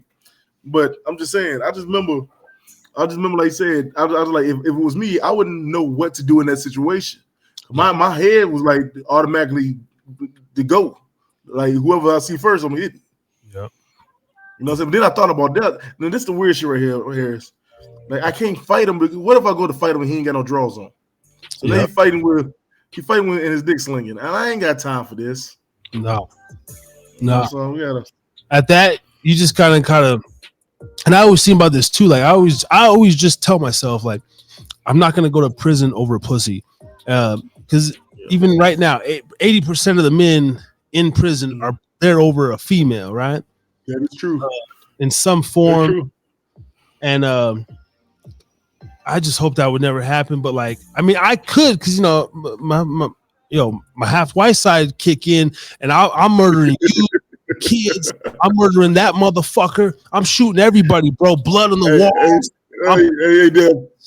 Rest in peace to Chris Benoit, man. Rest in peace, Chris. Yeah. Like I feel like I have that in me, but at the same time, like that's why I kind of get my girl out. I'm like, baby, like, look, you're supposed to be a professional at this shit anyway. Like if you're cheating, like I'm not supposed to fucking know. Like please, like do it, please. I don't know.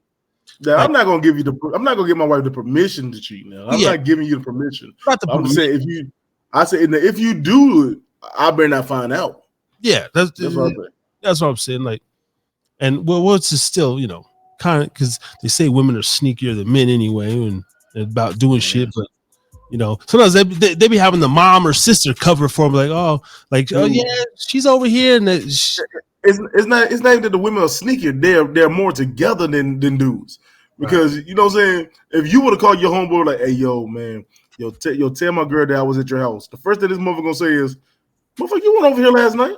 Like, look, god damn it. Like, you know what I'm saying? Yeah. It happens. Like, that's the stupid part. Yeah. Yeah. And guys will try to go behind your back too, like, you know, try to fuck your old lady or something too. Like, oh, I know he having trouble, so you know. Man, let me tell you, I seen this video. I'm on social media, like I'm doing podcasting, but I seen this video of this guy. He's in prison, right? He's in prison. So his wife came up to the prison to do the little visit thing, right? So he came up there. Another guy gets on the phone. Another guy gets on the phone to talk to his wife, right? The guy's supposed to be his bunkmate in prison. So the guy was like, "Hey, yeah, you Teresa, right?" And she's like, "Yeah, I'm Teresa." He like, "Yeah, you know, me and your baby daddy, we best friends. We hang out all the time. I mean, while we here, I watch out for him. He watch out for me. Blah blah blah." He said, "But between me and you, he be talking mad shit about you. He be talking mad shit about your kids. He don't like this, that, and the third. You don't need a man like that. You don't need a man to do this." You know what I'm saying? When I get out soon. So we need to link together. I'm like, what type of shit? Yeah, that shit happens. That shit happens. Yeah, hell no, I couldn't do that shit. Hell no. Yeah. You know. Oh no. I couldn't do that shit, man. No, but look, man. Hey, look, bro. I gotta go get off, man. It's getting late. I just got off work. I just want to stop by, man. Show you some love, man, because I see you do your thing, bro. I appreciate it, bro. Yeah, thanks for tapping in, and we'll be in touch soon. Let's do an official interview soon where I'll make a thumbnail for you, promote you and stuff. Yeah. And let me know when, bro. Whenever you ready, we'll figure something out. All right, sounds good, ladies and gentlemen. Random Thoughts with Eric G. Go check his podcast out on all platforms and social media. Give him a follow, a like, and one of the resident pubsters as well. But yeah, man, appreciate you coming through, man. Dropping some games. Always, bro. Always, man. Yo, also I got 5 series I'm doing this season. 5 different shows I'm doing this season. Harris, you always welcome to come on, bro. I got the my Random Thoughts with Eric G series. I got my game nights, which I do my Word to the Wise when we give advice to everybody on crazy topics. I got the local spotlight artists. I'm interviewing rappers and Word to the Wise game night. I got a bunch of shit, y'all. Just check me out, man. Random Thoughts with Eric G on all platforms. And Harris, big brother, I appreciate it, man. Yes, sir, man. All right, brother. Well, you have a good night, man, and continued success, my brother. Reese, you too, bro. All right, man. I'll at you. Ladies and gentlemen, Eric G up in the building. Thanks for him for coming through. It's been an amazing show. Once again, episode 108, Therapy Night Rants. Drop one of those cruise bombs. We out this bitch. 11 o'clock. I'm going to get my ass up into work. Everybody stay safe. Be good. Kind of far away. It hurt my eyes. Got my own shit playing. We out this bitch. We'll see y'all next week, 8 p.m., same place, same time. Therapy Night Rants 109. Peace.